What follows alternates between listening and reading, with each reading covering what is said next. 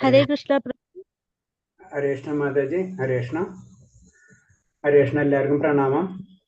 കൃഷ്ണ പ്രണാമം പ്രഭു. ഹരേ കൃഷ്ണ പ്രണാമം എല്ലാവർക്കും. നമുക്കപ്പോൾ ക്ലാസ്സിലെ അഭിനന്ദന പ്രാർത്ഥനയിലേക്ക് കടക്കാം. ഓം നമോ ഭഗവതേ വാസുദേവായ. ഓം നമോ ഭഗവതേ വാസുദേവായ. ഓം നമോ ഭഗവതേ വാസുദേവായ. നാരായണം നമസ്കൃത്യം നരം ചൈവ നരോത്തമം ദേവീം സരസ്വതിം വ്യാസം തതോ ജയമുദിരയേത്.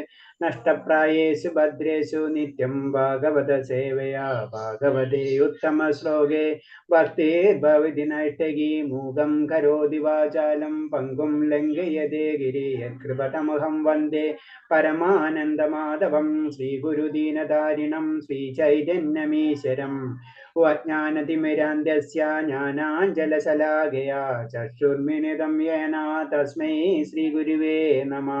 ശ്രീചൈതന്യം മനോഭീഷ്ടം സ്ഥാപിതം യേന ഭൂതലേ സ്വയം രൂപകഥാ മഹ്യം ദദാതി സ്വഭാന്തികം.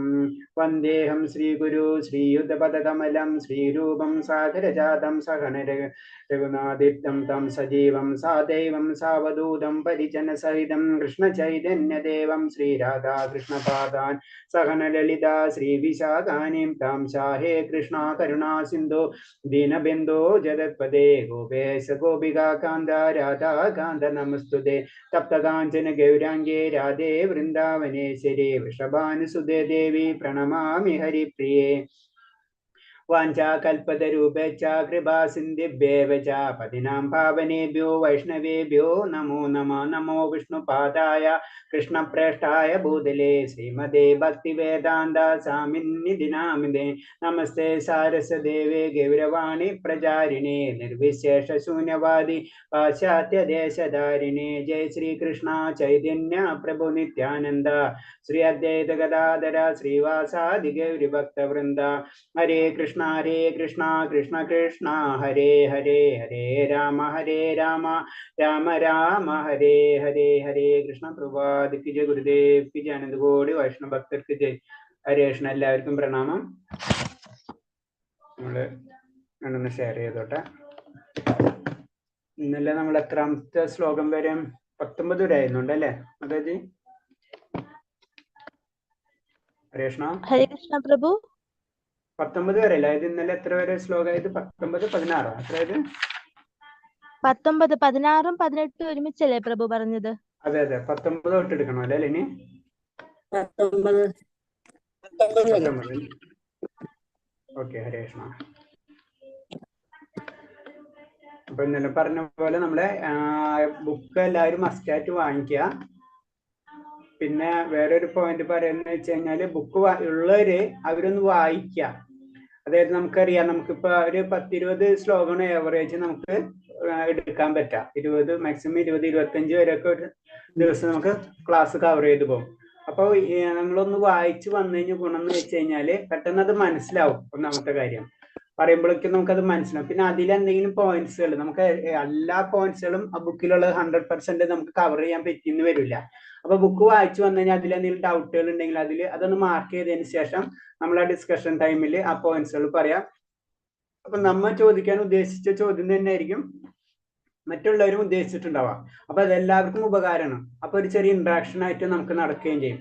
അത് എല്ലാവരും അപ്പൊ ബുക്ക് ഒന്ന് വായിച്ചു വരണം. അപ്പൊ അതിൽ ഡൗട്ട്സുകൾ ഉണ്ടെങ്കിൽ അത് മാർക്ക് ചെയ്യാം. അങ്ങനത്തെ കാര്യങ്ങൾ നമ്മൾ ചെയ്യാം. അപ്പൊ അല്ലാണ്ട് നമ്മൾ ഒരിക്കലും ഭഗവത് വായിക്കുകയില്ല. കാരണം നമ്മൾ വായിക്കണവരില്ല എന്നല്ല പറഞ്ഞ, സാധാരണ ജനറൽ ആയിട്ട് പറയുന്നതാണ്. നമ്മളിങ്ങനെ ക്ലാസ് കേട്ട് പോകുന്ന, അല്ലാണ്ട് ബുക്ക് വായിക്കില്ല. അപ്പൊ ഇത് നമ്മൾ പഠിക്കുന്നു. അപ്പൊ നമ്മളമ്മ അറ്റ്ലീസ്റ്റ് ഒരു 20 ശ്ലോകം വെച്ചിട്ട് നമ്മൾ ഡെയിലി എന്നുള്ള രീതിയിൽ വായിച്ചു പോകും, അതിന്റെ മീനിങ്ങും കാര്യങ്ങളൊക്കെ. അപ്പൊ അതൊന്നും എല്ലാവരും ഒന്ന് ശ്രദ്ധിക്കാം. ഹരേ കൃഷ്ണ. നമുക്കിന്ന് 19ാമത്തെ ശ്ലോകം വായിക്കാം. ഓം നമോ ഭഗവതേ വാസുദേവായ. ഓം നമോ ഭഗവതേ വാസുദേവായ. ഓം നമോ ഭഗവതേ വാസുദേവായ. പ്രഭാതിക്ക് ജയ്, ഗുരുദേവ്ക്ക് ജയ്.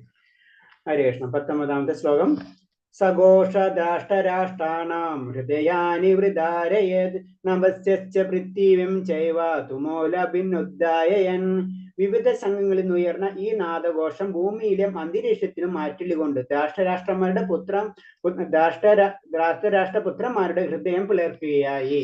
അപ്പൊ ഇത് പറയുന്നത് എന്താന്ന് വെച്ച് കഴിഞ്ഞാല് അപ്പുറത്തെ സൈഡിൽ ദുര്യോധനൻ എന്ന് വെച്ച് കഴിഞ്ഞാൽ ഭീഷ്മര് ശംഖു ഊതിയ സമയത്ത് ഒരു പ്രശ്നം ഉണ്ടായിരുന്നില്ല അല്ലെ. പക്ഷെ ഇപ്പുറത്തെ സൈഡിൽ നിന്ന്, അതായത് കൃഷ്ണനും അർജുനനും അവരെല്ലാവരുടെ ശംഖു ഊതിയപ്പോൾ എന്താ സംഭവിക്കുന്നത് വെച്ച് കഴിഞ്ഞാൽ ദുര്യോധന പക്ഷത്തുള്ള ഭീഷ്മാദികൾ ശംഖു ഊതിയപ്പോൾ പാണ്ഡവരുടെ ഹൃദയം പിളർക്കുന്നത് പറയുന്നില്ല, അവർക്ക് ഒരു പ്രശ്നമില്ല.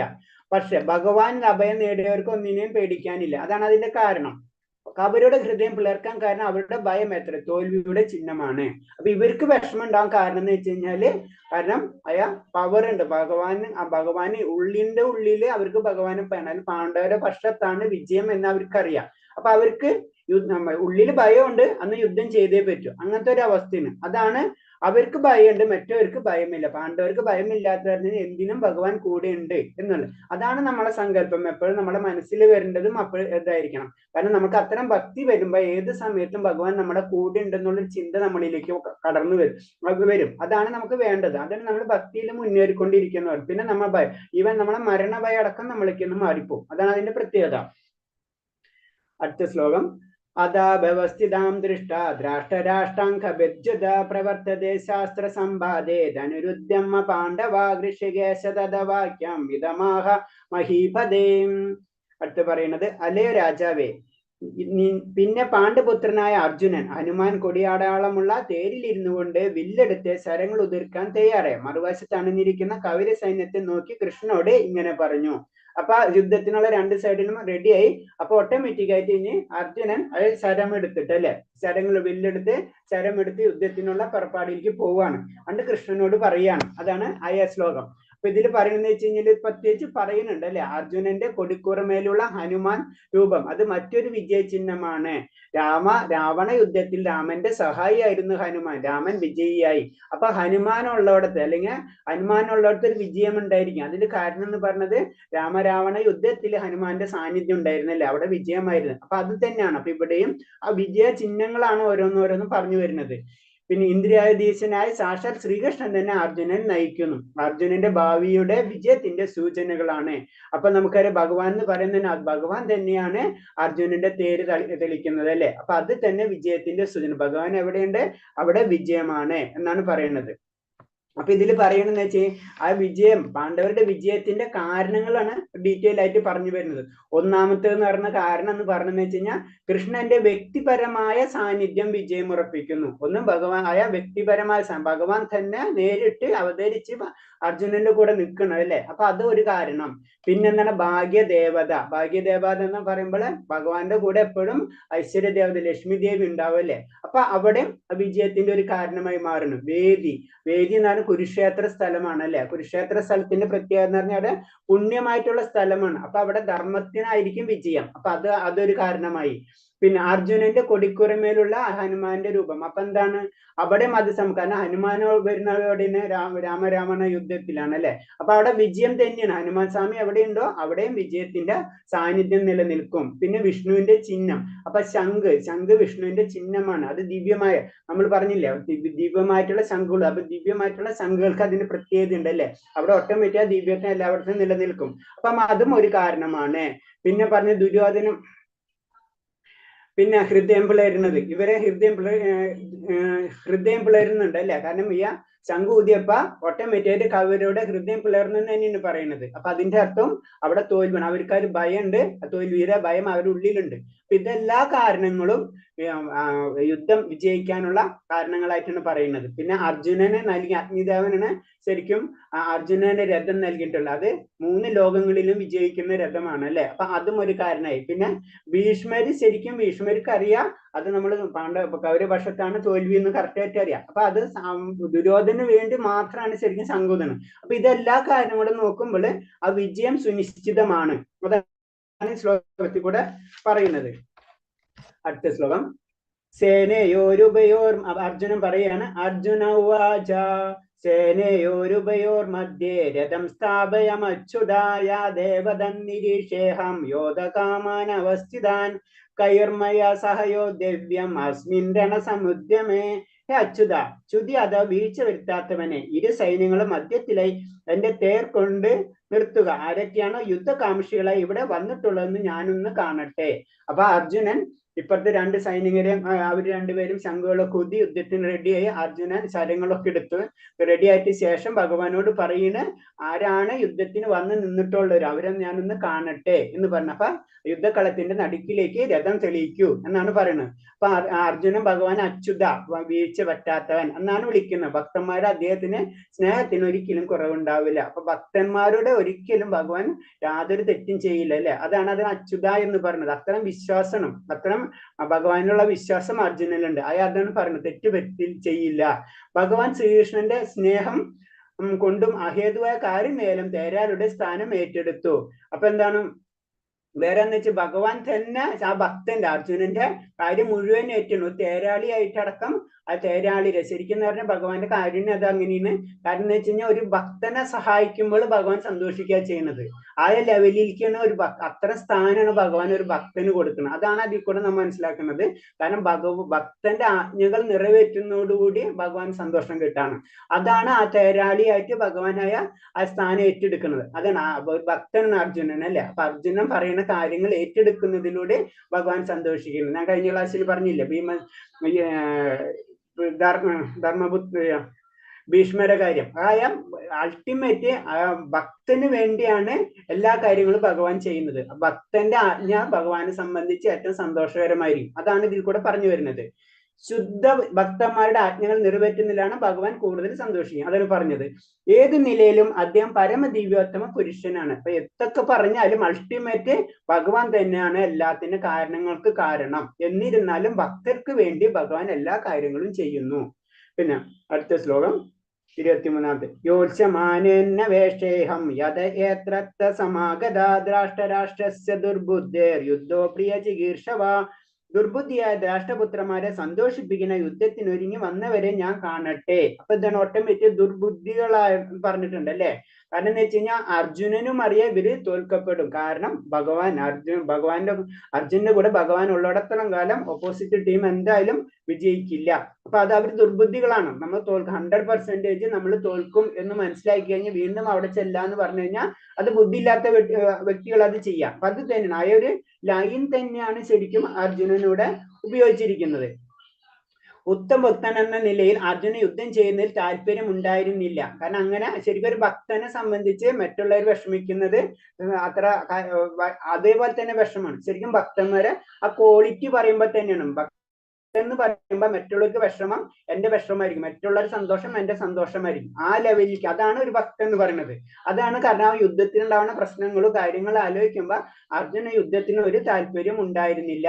അനാവശ്യമായ യുദ്ധത്തിന്റെ കാര്യത്തിലേക്ക് അവർ എത്രത്തോളം താല്പര്യമുണ്ടെന്നും അർജുന ആഗ്രഹിച്ചു. ദുർബുദ്ധിയായ ദുര്യോധനെ സന്തോഷിപ്പിക്കുന്ന യുദ്ധത്തിന് ഒരുങ്ങി വന്നവർ ആരെല്ലാമാണെന്ന് അറിയാൻ അർജുൻ ആഗ്രഹിച്ചു. താൻ നേരിട്ട് പോകുന്ന സൈന്യത്തിന്റെ ബലം എത്രയുണ്ടെന്ന് കണക്കാക്കാനും അദ്ദേഹം ആഗ്രഹിച്ചു.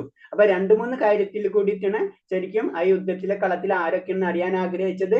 ഒന്നെന്ന് വെച്ച് കഴിഞ്ഞാല് കാരണം ഈ ദുർബുദ്ധികൾ ആരാണ് എന്തായാലും തോൽക്കുന്നുള്ള യുദ്ധത്തിൽ അതിന് വരുന്നവർ ആരൊക്കെയാണ് ആയ ഒന്നാമത്തെ കാര്യം. രണ്ടാമത്തെ കാര്യം എന്ന് പറഞ്ഞു കഴിഞ്ഞാൽ ഈ സൈന്യത്തിന്റെ ബലം, ഇവരെത്ര സൈന്യം ഉണ്ടെന്നൊക്കെ ഒന്ന് അറിയാൻ വേണ്ടി. ഇതൊക്കെയാണ് അർജുനൻ ആ യുദ്ധക്കളത്തിൽ പോയി ഭഗവാനോട് പറഞ്ഞത്. നടുക്കിൽ ചെന്ന് നിൽക്കും അവിടുത്തെ കാര്യങ്ങൾ മനസ്സിലാക്കാൻ വേണ്ടി. അപ്പൊ 2 കാരണങ്ങളാണ് അതിൽ പറഞ്ഞത്. കാരണം എന്ന് വെച്ച് കഴിഞ്ഞാൽ ഒരേ വിധത്തിലുള്ള പക്ഷികൾ, സമാന ചിന്താഗതികൾ എന്ന് പറഞ്ഞാൽ ദുര്യോധനെ പോലെ തന്നെ മനസ്സിന്റെ അവസ്ഥയുള്ളവർ തന്നെ ആയിരിക്കും അപ്പുറത്തുള്ളത് അല്ലെ. കാരണം നമുക്കറിയാം നമ്മളൊരു ഫ്രണ്ട്ഷിപ്പ് എന്ന് പറയുമ്പോഴും നമ്മളോട് കണക്ഷൻ, നമ്മളെ ക്യാരക്ടറിനോട് യോജിക്കുന്ന വ്യക്തികളായിരിക്കും നമ്മളെ ഫ്രണ്ട്സ്. അത് തന്നെയാണ് അപ്പുറത്ത്. അപ്പൊ തന്നെ സമാന ചിന്താഗതിയുള്ളവര് അത് ഓട്ടോമാറ്റിക് അവർ ആരൊക്കെയാണെന്ന് അറിയാൻ അർജുനൻ ആഗ്രഹിച്ചു. ദുര്യോധനെ പോലെ ചിന്താഗതിയുള്ള വ്യക്തികൾ ആരൊക്കെയാണ് അതും കൂടെ അറിയാൻ അർജുനൻ ആഗ്രഹിച്ചിരുന്നു. 24. സഞ്ജയുവാച ഏവ മുക്തോ ഋഷികേശ ഗുഡകേശേന ഭാരതാസേനയോരുഭയോർ മധ്യേ സ്ഥാപയിത്വരഥോത്തമം. സഞ്ജയൻ പറഞ്ഞു, ഹേ ഭരതപുത്ര, അർജുനന്റെ വാക്കുകൾ കേട്ടിട്ട് കൃഷ്ണ ഭഗവാൻ ശ്രേഷ്ഠമായ രഥത്തിൽ ഇരു സൈന്യങ്ങളുടെ നടുവിൽ കൊണ്ടു നിർത്തി. അപ്പൊ അങ്ങനെ അത് ഭഗവാൻ അർജുനന്റെ വാക്കുകൾ കേട്ടിട്ട് അർജുനന്റെ വാക്കുകൾ കേട്ടിട്ട് ഭഗവാൻ ഇരു സൈന്യങ്ങളുടെ നടുക്കിൽ രഥം കൊണ്ട് നിർത്തി എന്നാണ് പറയുന്നത് ഈ ശ്ലോകത്തില്. അപ്പൊ ഇതിൽ പറയുന്നത് ഗുഡേകേശൻ. ഗുഡേകേശൻ എന്ന് പറയുമ്പോ അർജുനന് പറയുന്ന ഗുഡേകേശൻ ഇന്ദ്രിയങ്ങളെ അജ്ഞാനത്തെയും ജയിച്ചവൻ. അത് ശരിക്കും പറഞ്ഞ അജ്ഞാനത്തെ ജയിച്ചവനാണ് ശരിക്കും. അതായത് കാര്യങ്ങൾ അറിയാം. ഒരു ഭക്തനായി കഴിഞ്ഞാൽ അജ്ഞാനം മാറി. അപ്പൊ അതാണ് അർജുനൻ, അതാണ് ഗുഡേകേശൻ എന്ന് പറയുന്നത്. പിന്നെ അർജുനനും കൃഷ്ണനും നിമിഷ നേരത്തിൽ പോലും മറക്കാനാവില്ല. കാരണം ആ ഭക്തൻ എന്നുള്ള രീതിയിൽ വരുമ്പോൾ അവർ തമ്മിലുള്ള വിടവ് വളരെ ഇല്ല എന്ന് തന്നെ പറയാം അല്ലെ. ഭക്തൻ ഭഗവാന് വേണ്ടിയും ഭഗവാൻ ഭക്തന് വേണ്ടിയാണ് ജീവിക്കുന്നത്. ആ ലെവലിലാണ് ചിന്താഗതി. കാരണം ഭക്തന്റെ ഉള്ളിലാണ് ഭഗവാൻ ഇരിക്കുന്നത്. അത് പിന്നീട് ശ്ലോകങ്ങളെ ക്ലിയർ ആയിട്ട് പറയുന്നുണ്ട്. ഭഗവാൻ ഒരു ഭക്തന്റെ ഉള്ളിലാണ്. അതാണ് നമ്മൾ ഭക്തരെ കണ്ടു കഴിഞ്ഞാൽ തീർച്ചയായിട്ടും നമ്മൾ നമസ്കരിക്കണം എന്ന് പറയുന്നത് വലിയൊരു ആചാര്യന്മാരെ കാണുമ്പോൾ. കാരണം അവരുടെ ഉള്ളിലാണ് ഭഗവാൻ ഉള്ളത്. അപ്പൊ അത് നമുക്കറിയാം. ഇന്നലെ ഞാൻ പറഞ്ഞതുപോലെ തന്നെ. കാരണം അംബരീഷ മഹാരാജാവിന്റെ കഥ പറഞ്ഞില്ല. കാരണം ഭഗവാന്റെ കയ്യിൽ നിന്ന് ഓട്ടോമാറ്റിക് ആയിട്ട് സുദർശന ചക്രം പോവാ. സുദർശന ചക്രം എന്ന് പറഞ്ഞതും അത് ഒരു ശക്തിയാണ്, ഭഗവാന്റെ തന്നെ ഒരു ശക്തിയാണ്. ആ ശക്തിയാണ്. അത് സുദർശന ചക്രം സെപ്പറേറ്റ് തന്നെയാണ്. അത് ഭഗവാന്റെ തന്നെ ഒരു ശക്തിയാണ്. ആ ശക്തി ഭഗവാന്റെ പെർമിഷൻ ഇല്ലാണ്ട് തന്നെ പോവാ. അത് ഭഗവാൻ പറഞ്ഞു എനിക്കത് കൺട്രോൾ ചെയ്യാൻ പറ്റില്ല. അത് അവർക്ക് അവരുടെ ഡ്യൂട്ടീസ് ഉണ്ട്, അത് അവർ ചെയ്യും. അപ്പൊ ഒരു ഭക്തനെ രക്ഷിക്കുക എന്നുള്ളത് ഭഗവാന്റെ ശക്തിയുള്ള ഡ്യൂട്ടീസ് ആണ്. അപ്പൊ അതിനനുസരിച്ചാണ് അത് പോണത്. അപ്പൊ അത് കാരണം കൊണ്ട് ഭഗവാനും ഭക്തനും തമ്മിൽ അത്ര കണക്ഷൻ ആയിരിക്കും. അതാണ് അതിന്റെ പോയിന്റ്. പിന്നെ 25 ഭീഷ്മ ദ്രോണ പ്രമുഗ്ധ സർവേഷം ച മഹിഷത ഉവാച പാർത്ഥ പശ്യത്താൻ സവമേതാൻ കുരുനിധി. ഭീഷ്മ ദ്രോണാദികളുടെയും മറ്റു രാജാക്കന്മാരുടെ മുന്നിൽ വെച്ച് ഭഗവാൻ ഇങ്ങനെ പറഞ്ഞു, പാർത്ഥ, ഇവിടെ ഒത്തുകൂടിയിട്ടുള്ള കുരുവംശരെ നോക്കൂ. അപ്പൊ ഞാൻ അടുത്ത ശ്ലോകത്തിൽ പറയുന്നത്, പാർത്ഥ, ഇവിടെ ഒത്തുകൂടിയിട്ടുള്ള കുരുവംശരെ നോക്കാൻ വേണ്ടി പാർത്ഥ ഭഗവാൻ പറഞ്ഞു കൊടുക്കണം. അപ്പൊ ഭഗവാൻ ശ്രീകൃഷ്ണൻ ഇതിൽ പറയുന്നത്, ഭഗവാൻ ശ്രീകൃഷ്ണൻ ഋഷികേശൻ അർജുനന്റെ മനസ്സിൽ നടക്കുന്നതെല്ലാം കൃഷ്ണനെ അറിയാമായിരുന്നു. കാരണം ഭഗവാന് ഋഷികേശൻ എന്ന് പറയുമ്പോ നമ്മുടെ മനസ്സിലുള്ള എല്ലാ കാര്യങ്ങളും അല്ലെങ്കിൽ നമ്മളെ എല്ലാ ഇന്ദ്രിയങ്ങളുടെ എല്ലാ കാര്യങ്ങളും ഭഗവാന് മനസ്സിലാക്കാൻ കഴിയും. അപ്പൊ അർജുനന്റെ മനസ്സിലുള്ള കാര്യങ്ങൾ മുഴുവനും ഭഗവാന് മനസ്സിലാകുകയും അതാണ് പറയുന്നത് പാർത്ഥ കുന്തിപുത്ര തന്റെ പിതാവായ അതാണ് പറഞ്ഞത് ആ കാര്യങ്ങൾ. അപ്പൊ ഭഗവാൻ പറയുന്നതാണ് പുറത്തു നോക്കൂ, ഇവരൊക്കെയാണ് വന്ന് നിൽക്കിട്ടുള്ളത്. കാരണം അർജുനന്റെ ഉള്ളിലുള്ള കാര്യങ്ങൾ മുഴുവനും ഭഗവാന് അറിയാൻ കഴിയും. പാർത്ഥ എന്ന് പറയുന്നത് കുന്തിപുത്ര, കുന്തിപുത്രനെ നമ്മൾ പാർത്ഥ അല്ലെങ്കിൽ അർജുനനെ പറയുന്നതാണ് കുന്തിപുത്ര അല്ലെങ്കിൽ പാർത്ഥ. തന്റെ പിതാവായ വാസുദേവരുടെ സഹോദരിയുടെ മകനായതുകൊണ്ടാണ് താൻ തേരാളിപദം സ്വീകരിച്ചതെന്ന് ഒരു സുഹൃത്ത് എന്ന നിലയിൽ കൃഷ്ണനെ അർജുനനെ അറിയിക്കുന്നു. അതായത് ശരിക്കും വാസുദേവരുടെ സഹോദരിയാണ് അല്ലെ. അപ്പൊ ആ റിലേഷൻസ് ഉണ്ട് അവര് തമ്മിൽ. അപ്പൊ അത് കാരണം കൊണ്ടും കൂടിയാണ്. കാരണം ഞാൻ പാർത്ഥ എന്റെ ഒരു അത്ര റിലേറ്റീവ് ആണ്. അപ്പൊ കുറച്ചും കൂടെ കണക്ഷൻസ് നമുക്ക് കൂടും അല്ലെ. അത് പറയാണ്. അതാണ് ആ പാർത്ഥ എന്നുള്ള ശബ്ദം ആ സമയത്ത് അവിടെ ഉപയോഗിക്കുന്നത്. ഭഗവാൻ സൗഹൃദപൂർവ്വം പറഞ്ഞു, കുരുക്കളെ നോക്കൂ, പിതൃ സഹോദരപുത്രൻ പൊരുതിയിരിക്കും എന്നാൽ കൃഷ്ണൻ പിതൃ സഹോദരപുത്രൻ പൊരുതാതിരിക്കും എന്ന് കൃഷ്ണൻ പ്രതീക്ഷിച്ചില്ല. അപ്പൊ എന്താണ് ശരിക്കും ഇങ്ങനെ ഒരിക്കലും ഭഗവാൻ അത് പ്രതീക്ഷിക്കുന്നില്ല ഇങ്ങനെ അർജുനൻ ഇങ്ങനെ ചെയ്യുന്നുള്ളത്. അർജുനൻ യുദ്ധത്തിന് താഴെ പറഞ്ഞിരിക്കുന്നവരെല്ലാവരെയും കണ്ടു. പിന്നെ അർജുനൻ എന്താണ് ആ യുദ്ധക്കളത്തിൽ കണ്ടതെന്നാണ് പറയുന്നത്. ഇപ്പൊ ആ കണ്ട വ്യക്തികളെ പറ്റിയാണ് പറയുന്നത്.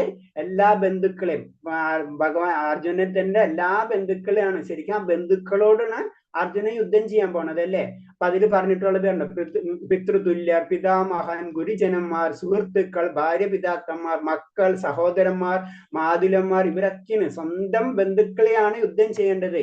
ഇത് ആലോചിക്കുമ്പോൾ അർജുനന്റെ ആ വിഷമങ്ങള് അർജുനൻ തുടങ്ങാണ്.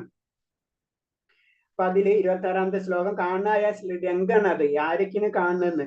തഥാ പശ്ചാച്ചിതം പാർത്ഥ പ്രതജ്ഞതാ പിതാമഹാൻ ആചാര്യൻ മധുല പ്രാർത്ഥ പുത്രം പൗത്രം സഖീസ്തദാ ശശുരാം സുഹൃത്തൈവ സേനയോരുഭയോരഭീം. ആ യുദ്ധരംഗത്തിൽ ഇരു സൈന്യങ്ങളുടെ മധ്യത്തിൽ പിതൃതുല്യരെയും പിതാമഹന്മാരെയും ഗുരുജനങ്ങളെയും മാതുല്യരെയും സഹോദരന്മാർ, മക്കൾ, പൗത്രന്മാർ, സുഹൃത്തുക്കൾ, ഭാര്യ പിതാക്കന്മാർ എന്നിവരെയും അർജുനൻ കാണണം. കാരണം അർജുന യുദ്ധക്കളത്തിൽ ആര്യനും ഓപ്പോസിറ്റ് ആയിട്ട് ഇവരെല്ലാവരും അല്ലെ, ഇവരൊക്കെ സ്വന്തം ബന്ധുക്കളെയാണ് അർജുനൻ കാണുന്നത്. അടുത്ത ശ്ലോകത്തിൽ പറയണേ, താൻ സമീഷസ്സ കൗന്ദേയ സർവാൻ ബന്ധൂനവസ്ഥിതാൻ കൃപയാ പരയാ വിഷ്ടോ വിഷാദനിതമാബ്രവീത്. ഇങ്ങനെ പല വിധത്തിലും തനിക്ക് ബന്ധുക്കളായുള്ളവരെ അവിടെ കണ്ടപ്പോൾ കരുണാബാധനായി തീർന്ന കുന്തിപുത്രൻ പറഞ്ഞു, അപ്പൊ ഇങ്ങനെ സ്വന്തം ബന്ധുക്കാരെ കണ്ടപ്പോ അർജുനന് ഭയങ്കര വിഷമമാവണം അല്ലെ, അതാണ് കരുണാഭരിതനായെന്ന് പറഞ്ഞത്. അങ്ങനെ വിഷമത്തിലിരിക്കുന്ന സംഭവമാണ് അത്. അങ്ങനെ പിന്നെ അർജുനൻ പറയുന്ന അടുത്ത ശ്ലോകമാണ് ദൃഷ്ടോം നാം സ്വജന കൃഷ്ണ യുത്സം സമുപസ്ഥിതം സീതന്തി മമഗാത്രാണി മുഖം ച പരിശുഷ്യതി. അർജുനൻ പറയുന്ന യുദ്ധത്തിനൊരുങ്ങി വന്നിട്ടുള്ള ഈ ബന്ധുമിത്രാദിയെ കണ്ടിട്ട് എന്റെ അവയവങ്ങൾ തളരുന്നു, മുഖം വരളുന്നു. അപ്പൊ അർജുനന് സ്വന്തം ബന്ധുക്കളെ ഇങ്ങനെ കാണുന്ന സമയത്ത് ഉണ്ടാവണം. നമുക്കറിയാലല്ലേ, നമുക്ക് നമ്മളെ ബന്ധുക്കളായിട്ട് വലിയ ഇഷ്യൂസ് എന്തെങ്കിലും വന്നു കഴിഞ്ഞാൽ നമുക്ക് വിഷമങ്ങൾ വരും. ഇത് തന്നെയാണ് അർജുനൻ അവിടെ സംഭവിക്കുന്നത്. പ്രത്യേകിച്ച് ഒരു ഭക്തനാകുമ്പോൾ അതിന്റെ ലെവൽ വളരെയധികം കൂടും. അതാണ് ഇതിൽ പറയുന്നത്.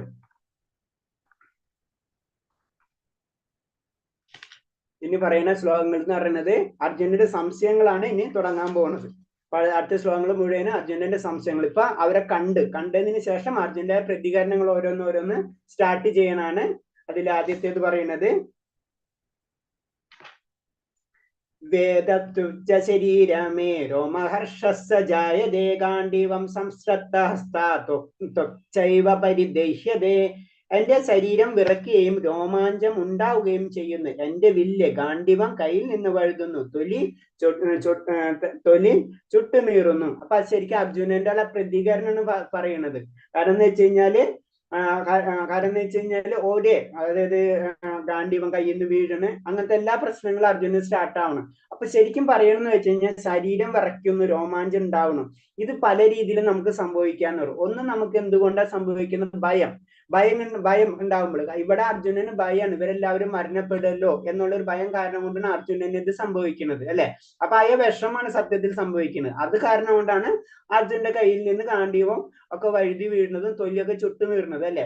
വേറൊരു കാര്യം കൊണ്ട്, ആധ്യാത്മിക അനുഭൂതി കൊണ്ടും നമുക്കിത് സംഭവിക്കാന്നാണ് പറയുന്നത്. ഇങ്ങനെ ഭയങ്കര ആത്മീയമായിട്ടുള്ള ആനന്ദം നമുക്ക് ലഭിക്കുന്ന സമയത്ത് ഇതൊക്കെ നമുക്ക് സംഭവിച്ചിരിക്കും. ചൈതന്യ മഹാപ്രഭുവിന്റെ കാര്യത്തിലെ കഥകളില്, ചൈതന്യ ചരിതാമൃതത്തിലൊക്കെ അത് വളരെ സ്പഷ്ടമായിട്ട് പറഞ്ഞിട്ടുള്ള കാര്യമാണ്. അത്തരം അങ്ങനെ വരുന്ന സമയത്ത് നമുക്ക് ആധ്യാത്മിക അനുഭൂതി കൊണ്ട് ഇതൊക്കെ നമുക്ക് സംഭവിക്കും. പക്ഷെ ഇവിടെ അതല്ല സംഭവിക്കുന്നത്. ഇവിടെ സംഭവിക്കുന്നത് ഇവർ മരണപ്പെടുമല്ലോ എന്നുള്ളൊരു ഭയം അർജുനനിൽ വരികയാണ്. മനസ്സിലായി? അപ്പൊ ആ ഒരു വിഷമാണ്. അത് കാരണം കൊണ്ടാണ് അർജുനന്റെ കയ്യിൽ നിന്നിട്ട് ഗാണ്ഡീവം മറ്റുള്ള കാര്യങ്ങളൊക്കെ അതുപോലെ തന്നെ പ്രശ്നങ്ങളൊക്കെ വരുന്നത്. 30ാമത്തെ ശ്ലോകം നാചാഗ്നോമി അവസ്ഥാദം ബ്രഹ്മദീവച്ച മേ മനാനിമിത്താനി ച പശ്യാമി വിപരീതാന കേശവ. എനിക്കിപ്പോൾ ഉറച്ചു നിൽക്കാനേ കൂടി സാധിക്കുന്നില്ല, ഞാൻ എന്നെ തന്നെ മറന്നു പോകുന്നു. അല്ലയോ കൃഷ്ണ. കേശവ, കേശി എന്ന അസുരനെ വധിച്ചവൻ, അതാണ് കേശവ എന്ന് പറയുന്നത്. ദൗർഭാഗ്യ ലക്ഷണങ്ങളാണ് ഞാൻ എമ്പാടും കാണുന്നത്.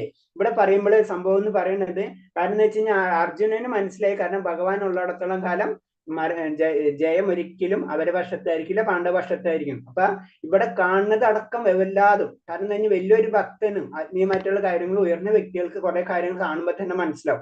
ഇത് തന്നെയാണ് അർജുനനെ അവിടെ മനസ്സിലാക്കുന്നത്. വിപരീതമായിട്ടുള്ള ലക്ഷണങ്ങളാണ്. കാരണം അർജുനെ സംബന്ധിച്ച് സ്വന്തം ബന്ധുക്കൾ മരണപ്പെടണം അല്ലെ. അപ്പൊ ആ വിഷമം അർജുനനിൽ ഉണ്ടാവും. അപ്പൊ അതാണ് വിപരീതം. ഒരിക്കലും അർജുന ആഗ്രഹിക്കുന്നില്ല എന്റെ ബന്ധുക്കൾ മരണപ്പെടണം എന്ന്. അതാണ് ഇതിൽ കൂടെ പറയുന്നത്. പിന്നെ അർജുനന്റെ അനുകമ്പ, അതായത് വിഷമായ നമുക്ക് ഒരു വ്യക്തിയുടെ ആ അനുകമ്പയുടെ ലക്ഷണങ്ങളാണ് പറയുന്നത്. അംഗങ്ങൾ, ശരീരത്തിന്റെ അംഗങ്ങൾ തളരുന്നു, മുഖം വരളുന്നു, ശരീരം വിറയ്ക്കുന്നു, രോമാഞ്ചം നമ്മൾ നിവർന്നു നിൽക്കാന്ന് പറയില്ലേ, രോമാഞ്ചം, കയ്യിൽ ഗാണ്ഡീവം വഴുതുന്നു, തൊലി ചുട്ടുനീറുന്നു, കാല് വികാര ശോഭത്താൽ ഉറച്ചു നിൽക്കാൻ സാധിക്കുന്നില്ല, ഹൃദയദൗർബല്യത്തെ തന്നെ മറന്നു പോകുന്നു, മനസ്സ് ചുറ്റിക്കറങ്ങുന്നു. കാരണം നമ്മൾ തലയിട്ട് വീഴുമല്ലേ സാധാരണ അങ്ങനത്തെ വലിയ വലിയ കാര്യങ്ങൾ വരുമ്പോൾ അല്ലെ, നമ്മളെ മനസ്സിനെ കൺട്രോൾ ചെയ്യാൻ പറ്റും. അതൊക്കെ അർജുനൻ സംഭവിച്ചുകൊണ്ടിരിക്കുകയാണ്. അപ്പൊ എമ്പാടും ദൗർലഭ്യ ലക്ഷണങ്ങളാണ് അർജുനൻ കാണുന്നത്. അപ്പൊ അതെല്ലാം കൂടെ കൂടിയിട്ടുള്ള ഒരു പദം. അതൊക്കെ പറയണമെന്ന് വെച്ച് കഴിഞ്ഞാൽ അർജുനന്റെ ആ വിഷമാണ്, അല്ലെങ്കിൽ ആ ഒരു അനുകമ്പയുണ്ട്. ഇവരൊക്കെ മരണപ്പെടുമല്ലോ, സ്വന്തം ബന്ധുമിത്രാദികളൊക്കെ മരണപ്പെടുമല്ലോ എന്ന് ആലോചിക്കുമ്പോൾ വിഷമാണ്. അപ്പൊ അതിന്റെ ലക്ഷണങ്ങളാണ് പറയുന്നത് ഇതൊക്കെ. അടുത്ത ശ്ലോകം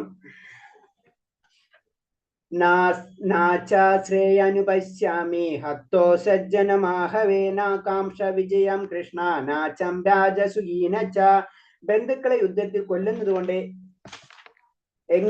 എന്ത് ഗുണമാണ് ഉണ്ടാവുന്നത് എനിക്ക് മനസ്സിലാകുന്നില്ല കൃഷ്ണ. എനിക്ക് വിജയം ആവശ്യമില്ല, രാജ്യം ആവശ്യമില്ല, സുഖമാവട്ടെ എനിക്ക് വേണ്ട. അപ്പൊ വീണ്ടും ഇനി അർജുനന്റെ ആ വിഷമങ്ങൾ ഇത്തരം ബന്ധുമിത്യാദികൾ ഉള്ള കാരണം കൊണ്ട് ആ വിഷമങ്ങൾ ഓരോന്നോരോന്നായിട്ട് ഇങ്ങനെ പറഞ്ഞുകൊണ്ടിരിക്കുകയാണ്. കാരണം എന്ന് വെച്ച് കഴിഞ്ഞാല് എനിക്ക് രാജ്യവും വേണ്ട, സുഖവും വേണ്ട. കാരണം ഇതെന്തിനാ യുദ്ധം ചെയ്യുന്നത്? രാജാവാൻ വേണ്ടി അല്ലേ? അപ്പൊ ഭഗവാനോട് പറഞ്ഞു എനിക്ക് രാജ്യമൊന്നും വേണ്ട, എനിക്കൊരു സുഖവും വേണ്ട, എനിക്ക് യുദ്ധം ചെയ്യാൻ പറ്റില്ല എന്ന് പറയണം. അപ്പൊ വിഡ്രോവലാണ്, ഇനി ആ യുദ്ധത്തിന് വരുന്നില്ല എന്ന് പറഞ്ഞാണ്. അപ്പൊ ശരിക്കും അതിന് അർജുനൻ ബന്ധുക്കളെ കൊന്നിട്ട് രാജ്യം ആസ്വദിക്കാൻ ആഗ്രഹിക്കുന്നില്ല. അതായത് മറ്റുള്ളവർ ദുഃഖിപ്പിച്ചിട്ടുള്ള സന്തോഷം. സാർത്ഥർ എന്ന് പറഞ്ഞാൽ അങ്ങനെയാണ് അല്ലെ? നമ്മൾ പറഞ്ഞില്ലേ 3 തരം കാറ്റഗറി ജനറൽ ആയിട്ട് പറയുമ്പോ നമ്മുടെ സന്തോഷം, അതായത് ഭക്തനെ സംബന്ധിച്ച് അൾട്ടിമേറ്റ് സാത്വിക ഗുണം എന്ന് പറയും. സാത്വിക ഗുണത്തിലുള്ള വ്യക്തികള് അവരെ സന്തോഷവും നമ്മുടെ സന്തോഷം ഈക്വലായിരിക്കും, അവരെ ദുഃഖം നമ്മുടെ ദുഃഖം ഈക്വലായിരിക്കും. പക്ഷെ കുറച്ചും കൂടെ താഴ്ന്നു വരുമ്പോൾ അടുത്ത ലെവൽ എന്ന് പറയുമ്പോ അവര് ചിന്തിക്കുന്ന സാർത്ഥ രജഗുണം ലെവലിലുള്ളവർ ചിന്തിക്കുമ്പോൾ എന്റെ സന്തോഷം അവന്റെ ദുഃഖമായിരിക്കും, അതെന്നെ സംബന്ധിച്ച് പ്രശ്നമല്ല, എന്റെ സന്തോഷം മാത്രമായിരിക്കും ഞാൻ നോക്കുക. മറ്റുള്ളവരുടെ നേരെ ഓപ്പോസിറ്റ്, അവർക്ക് ദുഃഖം എന്റെ സന്തോഷമായിരിക്കും. അപ്പൊ അതിലൊക്കെ ഡിഫറൻസ് ഉണ്ട്. അപ്പൊ ഇത് അർജുനനെ സംബന്ധിച്ച് പറയുമ്പോൾ അത് ഒരു സാത്വികൻ അല്ലെങ്കിൽ ഒരു ഭക്തനാവുമ്പോൾ എന്താണ് മറ്റുള്ളവരെ ദുഃഖം അത് സ്വന്തം ദുഃഖമായിട്ട് മനസ്സിലാവണം, പ്രത്യേകിച്ച് ബന്ധുക്കളാണ്. അതാണ് പറഞ്ഞത്. അപ്പൊ ശരിക്കും അർജുനന്റെ കാര്യം എന്ന് പറയുമ്പോൾ കൃഷ്ണന്റെ നിർദ്ദേശം അനുസരിച്ച് യുദ്ധക്കളത്തിൽ വീണ് മരിക്കുന്നവൻ സൗരമണ്ഡലം, അതായത് ഓട്ടോമാറ്റിക്കായിട്ട് സ്വർഗലോകത്തിലേക്ക് പോകും. അതേപോലെ ലൗകിക ജീവിതം ലഭിച്ച അധ്യാത്മ സംസ്കാരം സ്വയം സമർപ്പിച്ചവനും എന്താണ് പറയുന്നത് ആത്മീയ ലോകത്തിലേക്ക് അല്ലെങ്കിൽ സ്വർഗലോകത്തിലേക്ക് കടക്കാൻ കഴിയും. അപ്പൊ ഇത് രണ്ടും അർജുനന് ഉള്ളതാണ്. പക്ഷെ എന്നിരുന്നാലും അതും അർജുനൻ മറക്കാണ് ശരിക്കും ചെയ്യുന്നത്. കാരണം അറ്റാച്ച്മെന്റ്, ഇവിടെയാണ് പറയുന്ന അറ്റാച്ച്മെന്റ് നമുക്കുള്ള പ്രോബ്ലംസ്. ആ ഭക്തിയിൽ നമ്മൾ ഭൗതിക ലോകത്തോടുള്ള അറ്റാച്ച്മെന്റ്, അതാണ് പിന്നീട് ശ്ലോകങ്ങളിൽ ഭഗവാൻ പറഞ്ഞത്. ഇത് അറ്റാച്ച്മെന്റ് ആണ് നിന്റെ ഇതല്ല പറയുന്ന വിഷമം എന്ന് പറയുന്നത്, അത് ശരിക്കും അതിനോടുള്ള അറ്റാച്ച്മെന്റ് ആണ് അതിന്റെ കാരണം എന്ന് പറഞ്ഞു കൊടുക്കണാണ്. കാരണം ഒരു അർജുനൻ എന്ന് പറയുമ്പോൾ ശരിക്കും ഒരു ക്ഷത്രിയനാണ്. അപ്പൊ ക്ഷത്രിയന്റെ ഡ്യൂട്ടി ചെയ്യണം, അത് നിന്റെ ഡ്യൂട്ടിയാണ്. അന്നേരം ധാർമ്മിക നിയമങ്ങൾ നീ മറക്കരുത്. അത് ധാർമ്മിക നിയമങ്ങൾ അർജുനൻ ആ സമയത്ത് മറന്നു പോകണം. അതാണ് അങ്ങനെ മറക്കരുത് എന്ന് പറയുന്നത്. അപ്പൊ ഇതിൽ പറയുന്ന പോയിന്റ്സുകൾ എന്ന് പറയുന്നത് അർജുനൻ പറയുന്നതാണ്. അർജുനൻ അത് മറക്കുമ്പോൾ എന്താണ് ശാരീരിക ബന്ധങ്ങളിൽ ആകൃഷ്ടരാകുകയും അങ്ങനെ സന്തോഷങ്ങൾ ആശിക്കുകയും ചെയ്യുന്നു. കാരണം എന്ന് വെച്ച് കഴിഞ്ഞാൽ ഈ ബന്ധുക്കളൊക്കെ തന്നെ എന്റെ ബന്ധുക്കളാണ്, ഇവര് മരണപ്പെട്ട് കഴിഞ്ഞ് എനിക്ക് വിഷമമാണ്. അപ്പൊ ഇൻഡയറക്റ്റ് എന്താണ് അവരെ സന്തോഷം എന്റെ സന്തോഷത്തിലേക്ക് കടക്കണല്ലേ? അപ്പൊ അവരായിട്ടുള്ള അറ്റാച്ച്മെന്റ് ആണ്. അപ്പൊ അതാണ് പറഞ്ഞത്, അങ്ങനെ ബന്ധുക്കളെ കൊന്നിട്ട് ജീവിതത്തിൽ എനിക്ക് സുഖിക്കാൻ കഴിയില്ല. അപ്പൊ എന്റെ സുഖം എന്ന് പറഞ്ഞത് ഇവരാണ്, അതായത് ഭൗതികതയാണ്. അതാണ് നമ്മൾ അതിൽ നിന്ന് മനസ്സിലാക്കേണ്ടത്. യുദ്ധത്തിൽ ഒരുങ്ങി വിശപ്പ് തോന്നാതെ ഒരാൾ ഭക്ഷണം പാകം ചെയ്യാൻ ഇഷ്ടപ്പെടാത്തതുപോലെ കാട്ടിൽ പോയി ഏകാന്ത ജീവിതം നയിക്കാനാണ് അത് ഉദ്ദേശിക്കുന്നത്. അപ്പൊ അവിടെ അർജുനൻ ഉദ്ദേശിക്കുന്ന ഇതിനേലും ഭേദം, ഈ ബന്ധുമിത്രാദികളെ കൊന്നിട്ട് എനിക്ക് സുഖം കിട്ടുന്നതിനേലും ഭേദം എനിക്ക് കാട്ടിൽ പോയിട്ട് അവിടെ ഏകാന്ത ജീവിതം നയിച്ചാൽ മതി എന്ന് പറയുന്നത്. ഇവിടെയാണ് അർജുൻ ഭഗവാൻ പിന്നെ പറയാ അത് നിന്റെ ധർമ്മമല്ല, നിന്റെ ഡ്യൂട്ടി നീ ചെയ്യുക എന്ന് പിന്നീട് നമുക്ക് ഡീറ്റെയിൽ ആയിട്ട് പറയും. ഇതിപ്പോ അർജുനന്റെ വിഷമങ്ങളാണ് അർജുനൻ പറയുന്നതാണ്. അൾട്ടിമേറ്റ് ബന്ധക്കാരൊക്കെ വധിച്ചു കഴിഞ്ഞാല് എനിക്ക് ദുഃഖഭാരം അതെനിക്ക് സഹിക്കാൻ പറ്റില്ല, അതിനേലും ഭേദം ഞാൻ കാട്ടിൽ പോയിട്ട് തപസ് ചെയ്തോണ്ടെന്നാ പറയുന്നത്. ഇനി 32 തൊട്ട് 35 വരെയുള്ള ശ്ലോകങ്ങളാ. കിം നോ രാജേന ഗോവിന്ദ കിം ഭോഗർഗ ജീവിതേന വാ യേഷമർത്ഥ കാംക്ഷിതം നോ രാജഭോഗ സുഖീന ച തമേ അവസ്ഥിത യുദ്ധ പ്രാണം സക്തദാനി ച ആചാര്യ പിതര പുത്ര സദൈവ ച പിതാമഹ മാതുല ശാശുര പൗത്ര ജ്വാല സമ്പത്തിനവസ്ഥിത ഏതാൻ ഹന്തുമിച്ഛാമി നാത്തോപി മധുസൂദന അപ്രിത്രൈലോക്യരാജസ്യ ഹേതോകീനു മഹീംകൃതേ നിഹത്യ രാഷ്ട്രാഷ്ട്രാനാം കാം പ്രീതി സോജനാർദ്ദനാം. പിന്നെ പറയണേ, ഹേ ഗോവിന്ദ, രാജ്യങ്ങൾ കൊണ്ടും ഭോഗങ്ങൾ കൊണ്ടും ജീവിതം കൊണ്ട് തന്നെ ഞങ്ങൾക്ക് എന്ത് പ്രയോജനം? അവർക്ക് വേണ്ടി ഞങ്ങൾ ഇതെല്ലാം ആർക്കു വേണ്ടി ഞങ്ങൾ ഇതെല്ലാം ആഗ്രഹിക്കുന്നവരോ അവരെല്ലാം സമ്പത്ത് പ്രാണൻ കൂടി ഉപേക്ഷിക്കാൻ തയ്യാറായി ഇതാ രണാങ്കണത്തിൽ നിൽക്കുന്നു. മധുസൂദന, ഗുരുജനങ്ങൾ, പിതാമഹന്മാർ, മക്കൾ, അമ്മാവന്മാർ, ശശുരന്മാർ, ജ്വാലന്മാർ തുടങ്ങിയ ബന്ധുക്കളാണ് അങ്ങനെ മുന്നിൽ വന്നു നിൽക്കുന്നത്. ഞാൻ എന്തിനാ അവരെ കൊല്ലണം? അവരെ വധിക്കുകയിൽ ത്രൈലോക്യം നേടിത്തന്നു വന്നാലും ഞാൻ അവരോട് യുദ്ധം ചെയ്യാനില്ല. പിന്നെ എങ്ങനെയാണ് വെറും മണ്ണിന് വേണ്ടി അവരെ കൊല്ലാനാവുക? ജനാർദ്ദന, രാഷ്ട്രമാരെ ഹിംസിച്ചിട്ട് ഞങ്ങൾക്ക് എന്ത് സുഖം കിട്ടാനാണ്? അപ്പൊ അർജുനന്റെ ദുഃഖങ്ങൾ ഇങ്ങനെ അണവെട്ടി ഒഴുകുക എന്ന് പറയില്ലേ, അതാണ് ഇപ്പൊ ഈ ശ്ലോകത്തിൽ കൂടെ പറയുന്നത്. പ്രത്യേകിച്ച് സ്വന്തം ബന്ധുക്കളാണ് തൊട്ട് നിൽക്കുന്നത്. അപ്പൊ എന്ത് പറയുന്നത്? ത്രൈലോക്യം, അതായത് 3 ലോകങ്ങൾ കിട്ടിയാലും ഇവരോട് ഞാൻ യുദ്ധം ചെയ്യില്ല എന്ന് പറഞ്ഞു. പിന്നല്ലേ ഈ വെറും ഒരു മണ്ണിന് വേണ്ടി ഞാൻ യുദ്ധം ചെയ്യുന്നത്. അപ്പൊ അത്ര അറ്റാച്ച്മെന്റ് ആണ് അർജുനനും ഒരു ബന്ധുമിത്ര. പ്രത്യേകിച്ച് അതിന്റെ കാരണങ്ങൾ എന്താ അറിയാം അല്ലെ? കാരണം എന്ന് വെച്ച് കഴിഞ്ഞാൽ ഭീഷ്മര് അത്തരം പാണ്ഡു വളരെ മുന്നിൽ മരണപ്പെട്ടുകൊണ്ട് ശരിക്കും അത്രയും വളരെ കെയർ ചെയ്തിട്ടാണ് ഇവരൊക്കെ വളർത്തിയിരുന്നത്. പിന്നെ ആരാ? ദ്രോണാചാര്യർ അല്ലെ? ദ്രോണാചാര്യന് അർജുനനാണ് ഏറ്റവും ഇഷ്ടമുള്ളത്. അത്രയും വലിയ ശിഷ്യനാണ് അല്ലെ? ഇതൊക്കെ അർജുനനും അറിയാം. അപ്പൊ അങ്ങനെ തൊട്ടിപ്പുറത്തുള്ള എല്ലാ വലിയ അത്തരം ബന്ധുക്കളും അപ്പൊ ആ ഒരു വിഷമാണ് അർജുനനിൽ കൂടി വരുന്നത്. അപ്പൊ അവരൊന്നും ഒരിക്കലും ഒരു ഗുരു ഹത്യ എന്നൊക്കെ പറഞ്ഞ അർജുനനെ സംബന്ധിച്ച് ചിന്തിക്കാൻ കഴിയില്ല. കാരണം അതിന്റെ എല്ലാ കാര്യങ്ങളും അർജുനന് അറിയാം, എല്ലാ നിയമങ്ങളും അറിയാം. അപ്പൊ അതൊക്കെ ഭഗവാനോട് പറയുന്നു, ഞാൻ ഇങ്ങനെയൊക്കെ എങ്ങനെയാ ചെയ്യാ എന്നുള്ള വിഷമങ്ങൾ മുഴുവനായിട്ട് ഇങ്ങനെ പറഞ്ഞുകൊണ്ടിരിക്കുന്നതാണ് ശ്ലോകത്തില്. അടുത്ത ശ്ലോകം. പാപമേവേ ശ്രേയതസ്മാൻ ഹത്വത്താനദായിന തസ്മാനർഹ വയം ഹന്തു രാഷ്ട്രരാഷ്ട്രം സബന്ധവാൻ സ്വജനഹിം കഥം ഹത്വാ സുഖിനോസ്മാമ്യ മാധവ. ആക്രമികളായ ഇവരെ കൊന്നാൽ ഞങ്ങൾക്ക് പാപമായിരിക്കും നേട്ടം. ധൃതരാഷ്ട്രപുത്രന്മാരെയും സുഹൃത്തുക്കളെയും ഹിംസിക്കുക എന്നത് നമുക്ക് ഉചിതമല്ല. അല്ലയോ മാധവ, സ്വന്തം ബന്ധുക്കളെ കൊന്നിട്ട് എന്ത് നേടാൻ? ഞങ്ങൾക്ക് എങ്ങനെ സുഖിക്കാൻ കഴിയും? അപ്പൊ ഇവരെ വധിച്ചു കഴിഞ്ഞു കഴിഞ്ഞാല് ആക്രമികളായിരിക്കാം, പക്ഷെ ഇവരെ വധിച്ചു കഴിഞ്ഞു കഴിഞ്ഞാല് അതിന്റെ പാപമായിരിക്കും. അപ്പൊ പാപത്തിന്റെ ഒരു പേടി അർജുനനുണ്ട്. ഒന്നാമത്തെ ബന്ധുക്കള്, പിന്നെ ഇവരെ വധിച്ചു കഴിഞ്ഞാൽ ഞങ്ങൾക്ക് പാപം കിട്ടും. പിന്നെ അത് നമ്മൾ ഈ പ്രത്യേകിച്ചും ധൃതരാഷ്ട്ര പുത്രന്മാര് സുഹൃത്തുക്കൾ ഹിംസ നമുക്ക് ഉചിതമല്ല. അവരൊക്കെ സ്വന്തം അനുജന്മാരാണ് അല്ലെ? അപ്പൊ അവരൊക്കെ ഹിംസിക്കാൻ ഉചിതമല്ല. അവരെ ഇതേപോലെ ബന്ധുക്കളെ കൊന്നിട്ട് എന്ത് നേടാൻ? ഞങ്ങൾ എങ്ങനെ സുഖിക്കും? അത് എങ്ങനെ നമുക്ക് സന്തോഷം കിട്ടും? ഇതൊക്കെ പറഞ്ഞുകൊണ്ടിരിക്കുന്നു അർജുനൻ.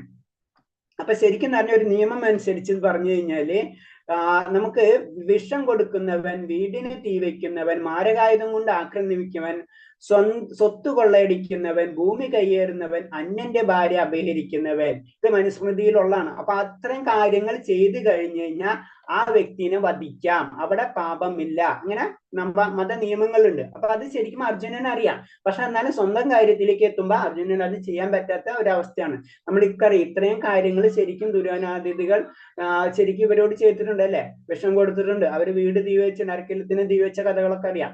അതിന് മാരായത് ഇവരെപ്പോഴും ഉപദ്രവിച്ചുകൊണ്ടിരിക്കണം. അവരെ സ്വത്ത് അപ്പൊ പകുതി സ്വത്ത് തന്നെ ചൂതുകളിയോട് തട്ടിച്ചെടുത്താണ്. അതാണ് ആ ഭൂമി കയ്യേറുന്ന് പറഞ്ഞത്. പിന്നെ ദ്രൗപദിയുടെ ചൂതുകളി തന്നെ ദ്രൗപദീനെ അപഹരിക്കണതൊക്കെ നമുക്കറിയാം. ഇതൊക്കെ ചെയ്ത വ്യക്തികൾ എന്ന് വെച്ച് കഴിഞ്ഞാൽ അവര് വധിക്കപ്പെടാം എന്നാണ് പറയുന്നത്. അതില് പാപമില്ല എന്നാണ് പറയുന്നത്. അതാണ് കൗരവർ ഈ 6 കാര്യങ്ങൾ പാണ്ഡവരടുത്ത് ചെയ്തതിനാൽ അവരെ വധിക്കുന്നതിൽ പാപമില്ല. അർജുനൻ ഭഗവാൻ മാധവൻ എന്നാണ് ഇവിടെ വിളിച്ചിട്ടിരിക്കുന്നത്. മാധവൻ, ഭാഗ്യദേവിയുടെ നാഥനായ കൃഷ്ണൻ നിർഭാഗ്യത്തിൽ കലാശിക്കുന്ന ഒരു പ്രവൃത്തിയും ചെയ്യാൻ തന്നെ പ്രേരിപ്പിക്കരുതെന്ന് അർജുനൻ കൃഷ്ണനോട് വ്യക്തമാക്കി.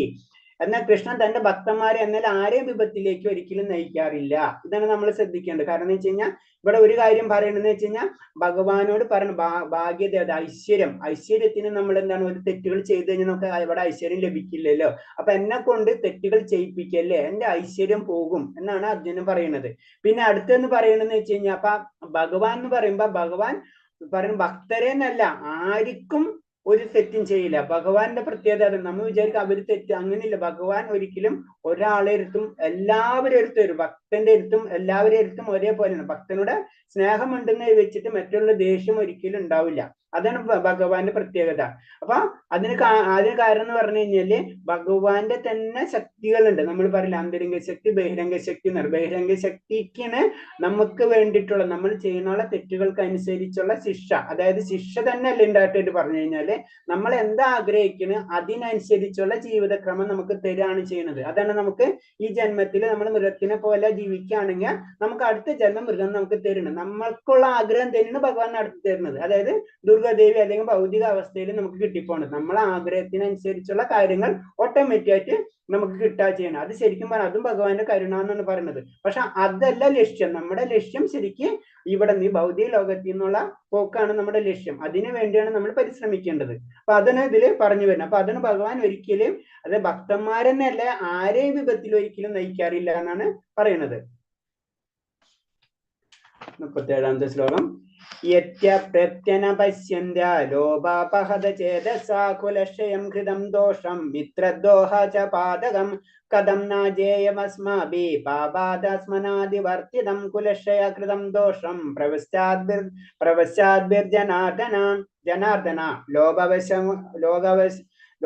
ലോഭവേശം കൊണ്ട് ഇവർ ബന്ധുഹിംസയിലും സുഹൃത്തുക്കളോട് പൊരുതുന്നതിലും ദോഷം കാണുന്നില്ലെങ്കിലും കുലക്ഷയത്തിൽ നിന്നുണ്ടാകുന്ന ആപത്തുകളെ കുറിച്ചുള്ള നമ്മൾ ഈ പാപകർമ്മത്തിൽ എന്തിന് വ്യാപൃതരാവണം.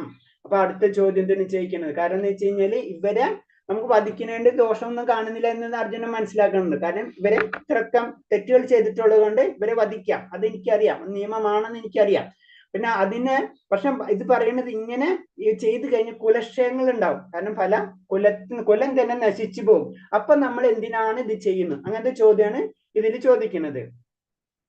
പിന്നെ അർജുനൻ ഈ യുദ്ധത്തിന് ബലം മനസ്സിലാക്കുന്നു. കുലക്ഷയം കൺഫേം ആണ്, കാരണം ഇവരെല്ലാവരും വധിക്കപ്പെടും. അപ്പൊ അവിടെ വരുമ്പോ കുലം തന്നെ നിലനിൽക്കും. ഈ പാപകർമ്മങ്ങൾ വ്യാപ്തരായിട്ട് കാര്യമില്ലെന്ന്, അപ്പൊ അതൊരു പാപകർമ്മമാണ്, അതുകൊണ്ട് ഒരു കാര്യമില്ലല്ലോ, ഇവരെല്ലാം വധിക്കാന്ന് പറഞ്ഞാൽ അതിന്റെ ഒരു കാര്യമില്ലല്ലോ എന്നാണ് പറയുന്നത്. അപ്പൊ അവിടെ കുലക്ഷയത്തിന്റെ ഒരു പേടി അർജുനന് വരണം.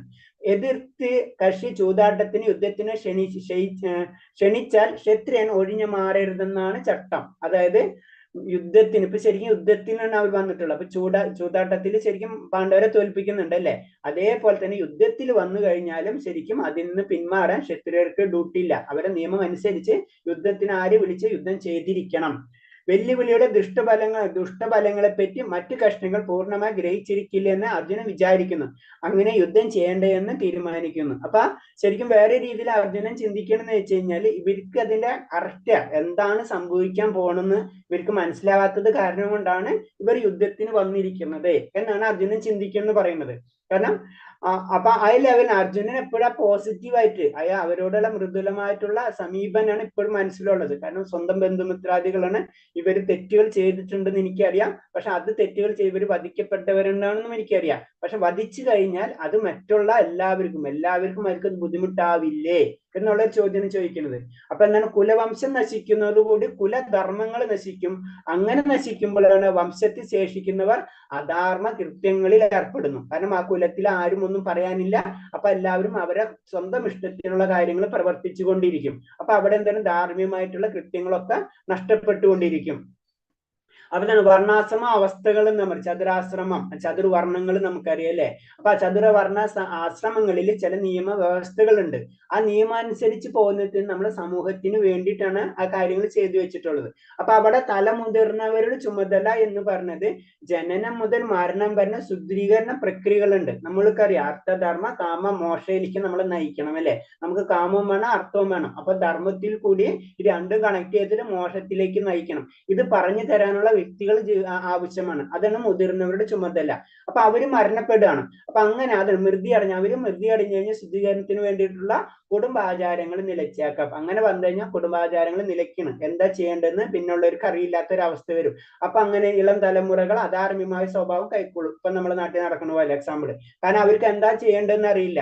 കാലത്തോട്ട് മൊബൈൽ കിട്ടാന്നല്ലാണ്ട് വേറെ കാര്യങ്ങൾ അറിയണില്ല അവർക്ക്. അപ്പൊ അതിനോടുള്ള സപ്പോർട്ടിങ് കാര്യങ്ങൾ വരും. അപ്പൊ ഇങ്ങനെ സംഭവിച്ചിട്ടുണ്ട്. അപ്പൊ അത് പറഞ്ഞു കൊടുക്കാനുള്ള കാര്യങ്ങൾ ഇല്ലാത്തത് വരുമ്പോൾ എന്താണ് ഈ ഇളം തലമുറകൾ അധാർമിക സ്വഭാവം കൈകൊള്ളും. ആത്മീയമായ മുക്തിക്കുള്ള അവസരം നഷ്ടപ്പെടും. അപ്പൊ ഏറ്റവും ഇമ്പോർട്ടൻസ് ആണ് നമ്മളായ മുതിർന്ന വ്യക്തികൾക്ക് ചില ചുമതലകളുണ്ട്.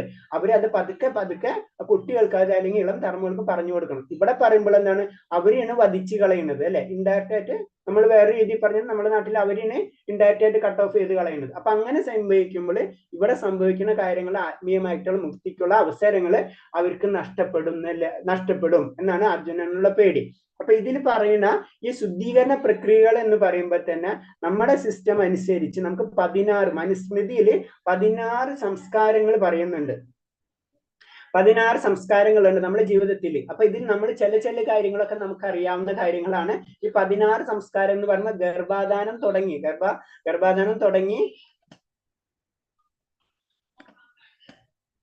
ഒരു സെക്കൻഡ്.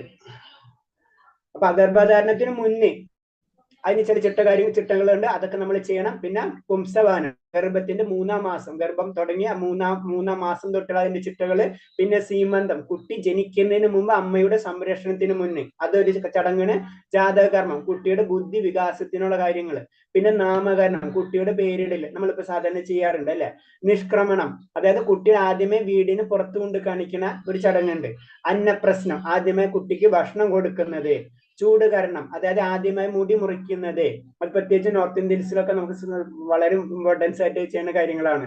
പിന്നെ കർണവേദം, ചെവി തുളയ്ക്കുന്നത്. ഇതും നമ്മളെ നാട്ടിൽ അധികം ചെയ്യാറില്ല, ചെയ്യുന്നവരുണ്ട്, പക്ഷെ കർണവേദം. പിന്നെ വിദ്യാരംഭം, കുട്ടിയെ ആദ്യമേ എഴുത്തിന് പഠിപ്പിക്കാനിരിക്കുന്നത്, അതൊരു ചടങ്ങാണ്. ഉപനയനം, വിശുദ്ധ പൂൽനൂൽ നൽകുന്നത്.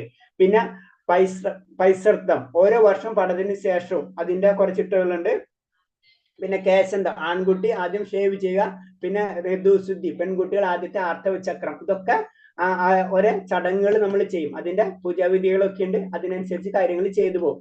പിന്നെ സമവർത്തനം, വിദ്യാർത്ഥി ജീവിതത്തിന്റെ അവസാനം. കാരണം നമുക്കറിയാം ബ്രാഹ്മണ്യം കഴിഞ്ഞാൽ പിന്നെ ഗൃഹസ്ഥത്തിലേക്ക് കടക്കണല്ലേ. അപ്പൊ അത് കഴിയുമ്പോഴുള്ള ആ ചടങ്ങുകൾ. പിന്നെ വിവാഹം, അത് നമുക്കറിയാം വിവാഹത്തിന്റെ ചടങ്ങുകളുണ്ട്, ആ ചടങ്ങുകൾ ചെയ്യും. അത് കഴിഞ്ഞ് പിന്നെ അന്ത്യകർമ്മങ്ങൾ അല്ലെ, അന്ത്യഷ്ടി അല്ലെങ്കിൽ അന്ത്യ സംസ്കാര കർമ്മങ്ങൾ. ഇങ്ങനെ 16 സംസ്കാരത്തിൽ കൂടിയാണ് നമ്മളെ ജീവിതം പോകണമെന്ന് പറഞ്ഞു. ഇത്തരം കാര്യങ്ങൾ ജീവിതത്തിലേക്ക് കൊണ്ടുവന്നിട്ടുള്ളത് തന്നെ ആത്മീയമായിട്ടുള്ള പുരോഗതിക്കാണ്. അപ്പൊ ഇങ്ങനത്തെ കാര്യങ്ങൾ അത് ചെയ്യാനും പറയാനും ആ മുതിർന്ന ജനങ്ങൾ ഇല്ലെങ്കിൽ നഷ്ടമാവില്ലേ. ഇതൊക്കെയാണ് അർജുനന്റെ സംസ്കാരം. ആകം പറഞ്ഞു ടോട്ടൽ 14 സംസ്കാരങ്ങൾ, പ്രധാനമായിട്ടുള്ളത് 16 ഉണ്ട്. 40 സംസ്കാരങ്ങൾ ഉണ്ടെന്ന് പറയുന്നത് അല്ല, ഏറ്റവും ഇമ്പോർട്ടന്റ് 16 സംസ്കാരങ്ങൾ ജീവിതത്തിൽ നമ്മൾ ചെയ്യണം എന്നാണ് പറയുന്നത്. അടുത്ത ശ്ലോകം. അധർമ്മ അഭിഭാവത് കൃഷ്ണ പ്രതിഷ്യന്തി കുലസ്ത്രീയഃ സ്ത്രീഷു ദുഷ്ടേഷു അശ്നേയ ജായതേ വർണ്ണസങ്കര. അല്ലയോ കൃഷ്ണ, കുലത്തിൽ അധർമ്മം മുന്നിട്ട് നിന്നാൽ സ്ത്രീകൾ ദുഷിച്ചു പോകും. അല്ലയോ വിഷ്ണുകുലത്തിൽ പിറന്നവനെ, സ്ത്രീത്വം നശിച്ചാൽ ആർക്കും വേണ്ടാത്ത കുട്ടികൾ ജനിക്കുന്നു. അപ്പൊ അർജുനന്റെ പേടികളാണ്, ഭയാണ് ഭഗവാനോട് പറയുന്നത്. കാരണം ഇങ്ങനത്തെ പ്രശ്നം വന്നു കഴിഞ്ഞാല് ഓട്ടോമാറ്റിക്കായിട്ട് കുലം നശിച്ചു പോവുകയും വേണ്ടാത്ത കുട്ടികൾ ജനിക്കും എന്നാണ് പറയുന്നത്. അങ്ങനെ വരുന്ന പ്രശ്നങ്ങൾ എന്ന് പറയുന്നത് തലമുതിർന്നവരുടെ ചുമതല, ജനനം മുതൽ മരണം വരെ ശുദ്ധീകരണ പ്രക്രിയകളൊക്കെ ചെയ്യണം. ഇപ്പൊ നമ്മൾ പറഞ്ഞ പോയിന്റ്സ് ഉള്ളതൊക്കെ. അപ്പൊ അതിന് അവിടെ സമൂഹത്തിന്റെ നാശം വരുന്ന കാരണം, തലമുതിർന്നവരെ ഹനിച്ചാലുണ്ടായി കഴിഞ്ഞാൽ കുലനാശം സംഭവിക്കും. കാരണം കുലത്തിൽ അതെങ്ങനെയാണ് കാര്യങ്ങൾ പറഞ്ഞു കൊടുക്കാൻ വ്യക്തികളില്ല. അതിന് ഏറ്റവും ടോപ്പായിട്ട് നമ്മളെ നോളജിനെ തന്നെ കട്ട് ചെയ്ത് കളയാം. അതിന് ബേസിക് ആയിട്ട് അവിടെ സംഭവിക്കുന്നത് അത് തന്നെയാണ്. നമ്മൾക്ക് പല കാര്യങ്ങൾ അറിയാം, അതിലേക്ക് നമ്മൾ കടക്കുന്നില്ല. അപ്പൊ ആ സംസ്കാരങ്ങളെ കട്ട് ചെയ്ത് കളയുകയാണ് ചെയ്യുന്നത്. അത് കഴിയുമ്പോൾ അപ്പൊ കുലധർമ്മങ്ങൾ നശിക്കുന്നു, വൈദ്യ ആചാരങ്ങൾ അവസാനിക്കും. അവിടെ വൈദ്യാചാരങ്ങൾ അവസാനിച്ചു പോവാണ്. കാരണം അത് പറഞ്ഞു കൊടുക്കാനും പ്രവർത്തിക്കാനും ആരില്ലാത്ത ഒരവസ്ഥ വരുമ്പോ ഇളം തലമുറയ്ക്ക് എന്താ ചെയ്യേണ്ടതെന്ന് അറിയില്ല. അപ്പൊ അവരെ ധർമ്മത്തിലേക്ക് അങ്ങോട്ട് കടക്കും. അപ്പൊ കുലത്തിൽ അധർമ്മം മുന്നിട്ട് നിൽക്കും. അപ്പൊ ഏതാ ശരി ഏതാ തെറ്റാണെന്ന് അവർക്ക് മനസ്സിലാവില്ല. അപ്പൊ അതിലേക്ക് അവർ കടക്കണം. അതാണ് അധർമ്മം മുന്നിട്ട് നിൽക്കുമ്പോൾ എന്താണ്, അവിടെ സ്ത്രീകളെ ദുഷിച്ചു പോകും. സ്ത്രീകൾക്ക് ചാരിത്രമില്ലാത്ത ഒരു അവസ്ഥ വരും. എന്താ ചെയ്യേണ്ടത് അവർക്കും അറിയാത്ത ഒരു അവസ്ഥ വരിക. സ്ത്രീകൾ ദുഷിച്ചു പോകുന്നു, വേണ്ടാത്ത കുട്ടികൾ ജനിക്കുന്നു, വർണ്ണസങ്കരങ്ങൾ ഉണ്ടാകുന്നു. ഇതൊക്കെ സംഭവിക്കും. ഇപ്പോഴത്തെ സമൂഹം എല്ലാ തരത്തിലുള്ള സാമൂഹ്യ പുരോഗമന പ്രവർത്തന ക്ഷേമ പ്രവർത്തനം പാടെ നശിച്ചു പോകുന്നു. അപ്പൊ എന്താ ചെയ്യേണ്ടത്, എന്താ പ്രവർത്തിക്കേണ്ടതെന്ന് അറിയില്ല. കുറെ തെറ്റുകൾ ചെയ്യും. അപ്പൊ അത് ശരി ഏതാണ് തെറ്റ് ഏതാണെന്ന് അറിയാത്ത ഒരു അവസ്ഥയിലേക്ക് പോകും. അതാണ് ഈ കുല നാശം എന്ന് പറയുന്നത്. ആ അവസ്ഥയിലേക്ക് പോവരുത്, അതാണ് എന്റെ വിഷമം എന്ന് അർജുനൻ പറയുന്ന ശ്ലോകങ്ങളാണ്. നമ്മൾ ഇതൊക്കെ ഡീറ്റെയിൽ ആയിട്ട് ശ്രദ്ധിച്ചു കഴിഞ്ഞാൽ ഇതൊക്കെ നമുക്കിപ്പോ കാണാവുന്നതാണ്. അടുത്ത ശ്ലോകം. സംസ്കാരോ നരകയൈവ കുലജ്ഞാനം കുലസ്യ പദതി പിതരോ ഹേഷ്യം ലുപ്തോ പിണ്ഡോദോ ക്രിയഃ. ആവശ്യമില്ലാത്ത ജനനവർദ്ധന ഉണ്ടായാൽ കുടുംബങ്ങൾക്കും കുലപാരമ്പര്യങ്ങൾ കളഞ്ഞു കുളിച്ചവർക്കും ജീവിതം നരക തുല്യമാകും. അതപ്പതിച്ച കുടുംബങ്ങളിലെ പിതൃക്കൾ കാലം തോറും പിണ്ഡമോ ഉദകക്രിയ കിട്ടാതെ അതപ്പതിക്കും. അപ്പൊ നമ്മളെ സംസ്കാരങ്ങളിലുള്ളതാണ്. കാരണം എന്ന് വെച്ച് കഴിഞ്ഞാൽ പിണ്ഡോദക ക്രിയകൾ അല്ലെ, നമ്മൾ മരിച്ചു കഴിഞ്ഞാൽ നമ്മൾ ബലിയിടും കാര്യങ്ങളൊക്കെ ഉണ്ട്. അപ്പൊ അങ്ങനെ ചെയ്യണമെന്ന് വെച്ച് കഴിഞ്ഞാൽ പിതൃക്കൾക്ക് അവർക്ക് മോശം കിട്ടാൻ വേണ്ടിയിട്ട് നമ്മൾ അതൊക്കെ ചെയ്യണം. അപ്പൊ അതിന്റെ കുറെ സിസ്റ്റങ്ങളുണ്ട്. ഇപ്പൊ നമുക്ക് കുറെ സംസ്കാരങ്ങളുണ്ട്. ഇതൊക്കെ ചെയ്യാതെ വരുമ്പോൾ അവർക്കും അതായത് പിതൃക്കൾക്ക് അതിൻ്റെതായ മോശം കിട്ടാതെ വരുമ്പോൾ അത് കുടുംബത്തിനും അതിൻ്റെതായ പ്രശ്നങ്ങൾ സൃഷ്ടിച്ചിരിക്കും എന്നാണ് ഇതിൽ പറയുന്നത്.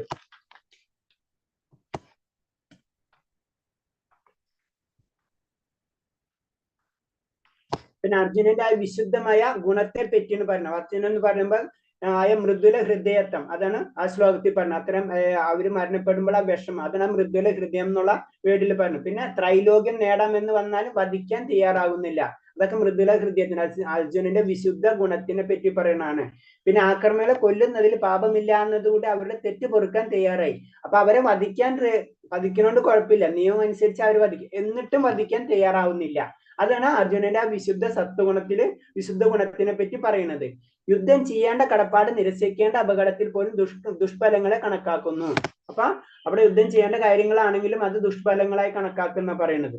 അങ്ങനെ കുടുംബ പാരമ്പര്യം, ഇതൊക്കെ അർജുനനുണ്ടാകുന്ന വിഷമങ്ങളാണ് അർജുനൻ പറയുന്നത്. ഇതിപ്പോ നമ്മൾ പറഞ്ഞ പോയിന്റ്സുകളാണ്, അതിന്റെ ഡീറ്റെയിൽ ആയിട്ട് പറഞ്ഞുകൊണ്ടിരിക്കുക. അതൊക്കെ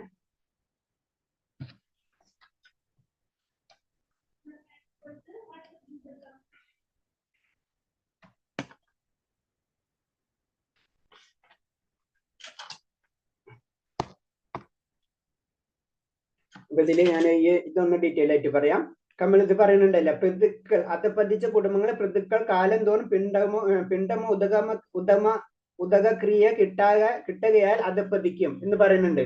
കാരണം എന്ന് വെച്ച് കഴിഞ്ഞാല് നമ്മളെ ജീവിതത്തിൽ നമ്മൾ ചെയ്യുന്നതാണ്, എല്ലാ കാര്യവും എല്ലാവരും ചെയ്യുന്നതാണ്. കാമ്യകർമ്മങ്ങളെ വിധി അനുസരിച്ച് പൃഥുക്കൾക്ക് യഥാകാലം പിണ്ടോദക്രിയ ആവശ്യമുണ്ട് എന്നാ പറയുന്നത്. നമ്മളെ കർമ്മത്തിനനുസരിച്ച് നമ്മളെ പൃഥുക്കൾക്ക് യഥാക്രമ പിണ്ടോദക്രിയകൾ ചെയ്യണം. അത് പറയുന്നത്, ഇത് ചെയ്യുന്നത് വിഷ്ണു പൂജയാണ്. ശരിക്കും വിഷ്ണു പൂജയാണ് നമ്മൾ പിണ്ടോദക്രിയ കൂടെ ചെയ്യുന്നത്. വിഷ്ണു പ്രസാദം കഴിച്ചാൽ സർവ്വപാപങ്ങളിൽ നിന്നും മോചനം ലഭിക്കും.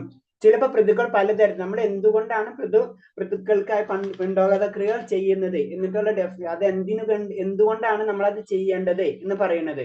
അപ്പൊ നമ്മൾ ശരിക്കും ഒരു ഭക്തനായി കഴിഞ്ഞ് ഇതൊന്നും ആവശ്യമില്ല, അത് അൾട്ടിമേറ്റ് അതൊക്കെ കണക്ഷൻ ആയി കിട്ടും.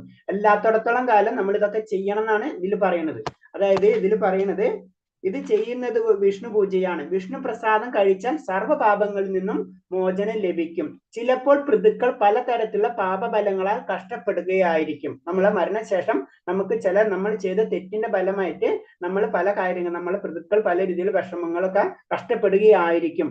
മറ്റു ചിലപ്പോൾ സ്ഥൂല ശരീരം ലഭിക്കാതെ സൂക്ഷ്മ ശരീരത്തിൽ പ്രേതരൂപേണ വർത്തിക്കാൻ നിർബന്ധനായി തീരുകയും ചെയ്യുന്നു. അതായത് നമ്മളെ ശരീരം എന്ന് പറയുമ്പോൾ നമുക്ക് രണ്ട് ശരീരമുണ്ട്. ഒന്ന് നമ്മളെ സ്ഥൂല ശരീരം, കാണുന്ന ശരീരം പഞ്ചഭൂത നിർമ്മിതമാണ്, അല്ലെ? നമ്മളെ പ്രകൃതിയിൽ നിർമ്മിതമാണിത്. ഇത് കൂടാതെ ഒരു ശരീരമാണ് സൂക്ഷ്മ ശരീരം എന്ന് പറഞ്ഞത്. സൂക്ഷ്മ ശരീരത്തിൽ പറയുമ്പോൾ അതിൽ വരുന്ന മനസ്സ്, ബുദ്ധി, മിഥ്യാഹങ്കാരം, അതാണ് ശരിക്കും അവബോധം. അതും കഴിഞ്ഞിട്ടാണ് നമ്മളെ ആത്മാവ് എന്ന് പറയുമ്പോൾ 3 കൺസെപ്റ്റാണ് ഉള്ളത് നമ്മളിതിൽ. ഒന്ന് നമ്മളെ സ്ഥൂല ശരീരം, സൂക്ഷ്മ ശരീരം, ആത്മാവ്. ഈ ആത്മാവും നമ്മൾ മരണശേഷം ആത്മാവും സൂക്ഷ്മ ശരീരവും കൂടിയാണ് പോണത്. സ്ഥൂല ശരീരം നശിച്ചു പോകും, പ്രകൃതിയിൽ വന്ന് പ്രകൃതി തന്നെ അത് ലയിച്ചു പോകും. അപ്പൊ സൂക്ഷ്മ ശരീരം പോകണം. അപ്പൊ സൂക്ഷ്മ ശരീരത്തിലാണ് എല്ലാ കാര്യങ്ങളും ഫീഡ് ചെയ്തിട്ടുള്ളത്. എല്ലാ കാര്യവും നമുക്ക് എന്താ ലഭിക്കേണ്ടത്, നമ്മുടെ ജന്മം എങ്ങനെ ആയിരിക്കണം, നമ്മൾ ചെയ്ത പാപപ്രതികരണങ്ങൾ, ഇതൊക്കെ അതിലാണ് ഫീഡിങ്. അപ്പൊ ഇതും കൊണ്ടാണ് നമ്മൾ പോണത്.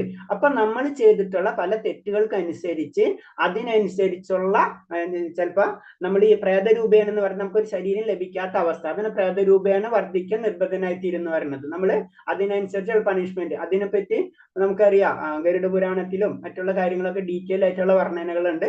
അപ്പൊ അങ്ങനെ വരുന്ന സമയത്ത് പ്രേതരൂപേണയിൽ ഇരിക്കുന്ന സമയത്ത് അവർക്ക് ആ ശരീരം ലഭിക്കാനുള്ള സമയമായിട്ടുണ്ടാവില്ല. ചിലപ്പോൾ അവർക്ക് യാതന ശരീരങ്ങളായിരിക്കും ലഭിക്കുക. അപ്പൊ അതിനുള്ള സമയങ്ങളൊക്കെ അവർക്ക് ബുദ്ധിമുട്ടായിരിക്കും. അപ്പൊ അതിനു വേണ്ടിയാണ് അപ്പൊ വിഷ്ണുവിനെ നമ്മൾ പൂജിക്കുന്ന സമയത്ത് അതിന് പറഞ്ഞത്, ഈ പ്രസാദോജിഷ്ടം പൃഥുക്കൾക്ക് അർപ്പിക്കുന്നത് കൊണ്ട് പ്രേതാവസ്ഥയിൽ മറ്റുള്ള ക്ലേശങ്ങളിൽ നിന്ന് അവർ മുക്തനാകുന്നു. അതാണ് അതിന്റെ പ്രത്യേകത. നമ്മൾ അങ്ങനെ ഭഗവാനെ പിണ്ടോദക്രിയ ചെയ്യുന്ന സമയത്ത് വിഷ്ണുവിനെയാണ് പൂജിക്കുന്നത്. അപ്പൊ അവർക്ക് അത് അവര് ഭഗവാനെ അർപ്പിക്കുന്നതോടുകൂടി അത് അവർ സ്വീകരിക്കുക. അത് കഴിഞ്ഞിട്ടുള്ള ഭഗവാനെ അർപ്പിച്ചിട്ടുള്ള പ്രസാദം അവർ സ്വീകരിക്കുന്നത് കൊണ്ട് അവർക്ക് അവരെ ക്ലേശങ്ങളിൽ അവർ ചെയ്ത പാപകർമ്മങ്ങൾക്ക് ഉന്നതി കിട്ടുകയും അവർ പതുക്കെ പൃഥുക്കൾക്ക് അങ്ങനെ ഒരു സഹായം ചെയ്യാൻ ഒരു കുടുംബ പാരമ്പര്യമാണ്. നമ്മൾ അങ്ങനെ പൃഥുക്കൾക്ക് നമ്മൾ അങ്ങനെ സഹായം ചെയ്തു കൊടുക്കണം എന്നാണ് പറയുന്നത്. അപ്പൊ അത് ചെയ്യാൻ ആൾക്കാരില്ലാത്ത ഒരു അവസ്ഥയാണ് ഇപ്പോൾ അർജുനൻ പറയുന്നത്. അതിന് നമ്മൾ ചെയ്യണമെന്ന് പറഞ്ഞത്. പിന്നെ നമ്മളെ കടങ്ങൾ പറയുന്നുണ്ട്. ദേവന്മാരോടോ ഋഷികൾ, ജീവജാലങ്ങൾ, കുടുംബാംഗങ്ങൾ, പൃഥുക്കൾ, മനുഷ്യർ എന്നിവരോടൊക്കെ നമുക്ക് കടപ്പാടുണ്ട്. അതാണ് ഈ കടപ്പാട് നമുക്ക് ഒരിക്കലും ദേവന്മാരുണ്ട് പലതെല്ലാം എല്ലാ ശക്തികളാണ്. ഭഗവാന്റെ പല ശക്തികളാണ് ദേവന്മാരും, അഗ്നിദേവൻ അല്ലെങ്കിൽ വരുണദേവൻ, ഇതൊക്കെ ശക്തികളാണ് അല്ലെ. അപ്പൊ അവർക്കൊക്കെ കടപ്പാടുണ്ട്. നമുക്ക് ജലം തരുന്നത് അല്ലെങ്കിൽ അഗ്നി തരുന്നത് ഒക്കെ ദേവന്മാരാണ്. അപ്പൊ അവർക്കൊക്കെ നമുക്ക് ആരെന്ത് തരുന്നു അവരോട് നമുക്ക് കടപ്പാട് ഉണ്ടായിരിക്കും അല്ലെ, കടപ്പാട് ഉണ്ടാവണം.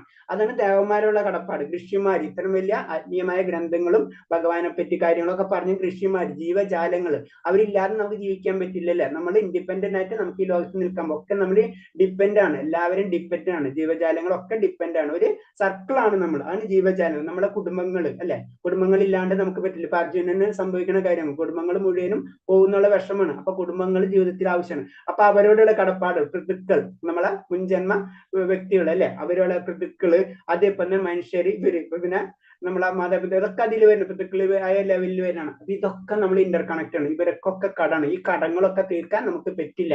അപ്പൊ പറയുന്നത് ഇത് പറ്റും എപ്പോ എന്ന് വെച്ച് കഴിഞ്ഞാൽ ഭഗവാനോട് മാത്രം സറണ്ടർ ആവുമ്പോ ഇതൊന്നും ആവശ്യമില്ല എന്ന് പറഞ്ഞു. ഇത്രയും കടങ്ങളുണ്ട്. അപ്പൊ ഇതൊക്കെ ചെയ്യേണ്ട രീതികൾ പറഞ്ഞു തന്നിട്ടുണ്ട്. ഇന്ന രീതിയിൽ നമ്മൾ കാര്യങ്ങൾ ചെയ്യണം, ഭേദവിധികളുണ്ട്, അതൊക്കെ നമ്മൾ ചെയ്തു പോകണം. അപ്പൊ ഇതൊന്നും പറഞ്ഞു കൊടുക്കാൻ ആളില്ലാണ്ട് വരില്ലേ എന്നുള്ള വിഷമാണ് അർജുനനിൽ വരുന്നത്.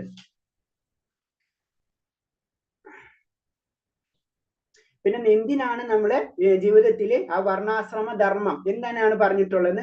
ജനങ്ങൾക്കായുള്ള സാമൂഹ്യ പുരോഗമന പദ്ധതികൾക്ക് വർണ്ണാശ്രമ, അത് സനാതന ധർമ്മം നിർദ്ദേശിക്കുന്ന കുടുംബക്ഷേമ പ്രവർത്തനങ്ങളെല്ലാം മനുഷ്യന്റെ ആത്യന്തിക മുക്തിയെ ലക്ഷ്യമാക്കി രൂപീകരിച്ചതാണ്. എന്തുകൊണ്ടാണ് വർണ്ണാശ്രമ ധർമ്മങ്ങൾ സൃഷ്ടിച്ചത് എന്ന് പറഞ്ഞത്?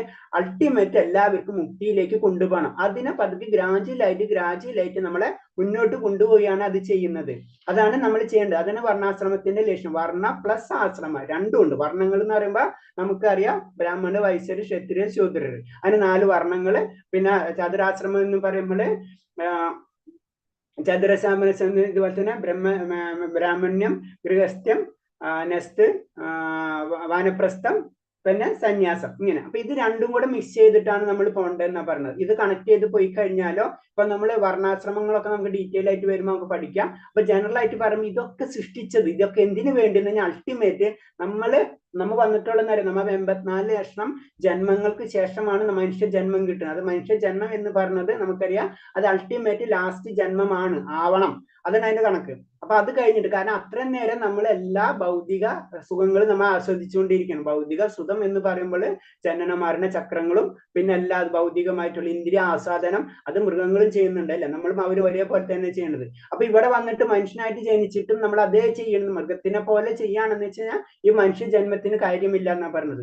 ഈ ജന്മം എന്ന് പറഞ്ഞത് അൾട്ടിമേറ്റ് ഭഗവാനിലേക്ക് കണക്ട് ചെയ്യണം. അപ്പൊ നമുക്കിത് പെട്ടെന്ന് നമുക്ക് ഭഗവാനിലേക്ക് ഇങ്ങോട്ട് നമുക്ക് അറിയാമെങ്കിൽ കൂടിയും നമുക്ക് അതിലേക്ക് പോകാൻ പറ്റില്ല.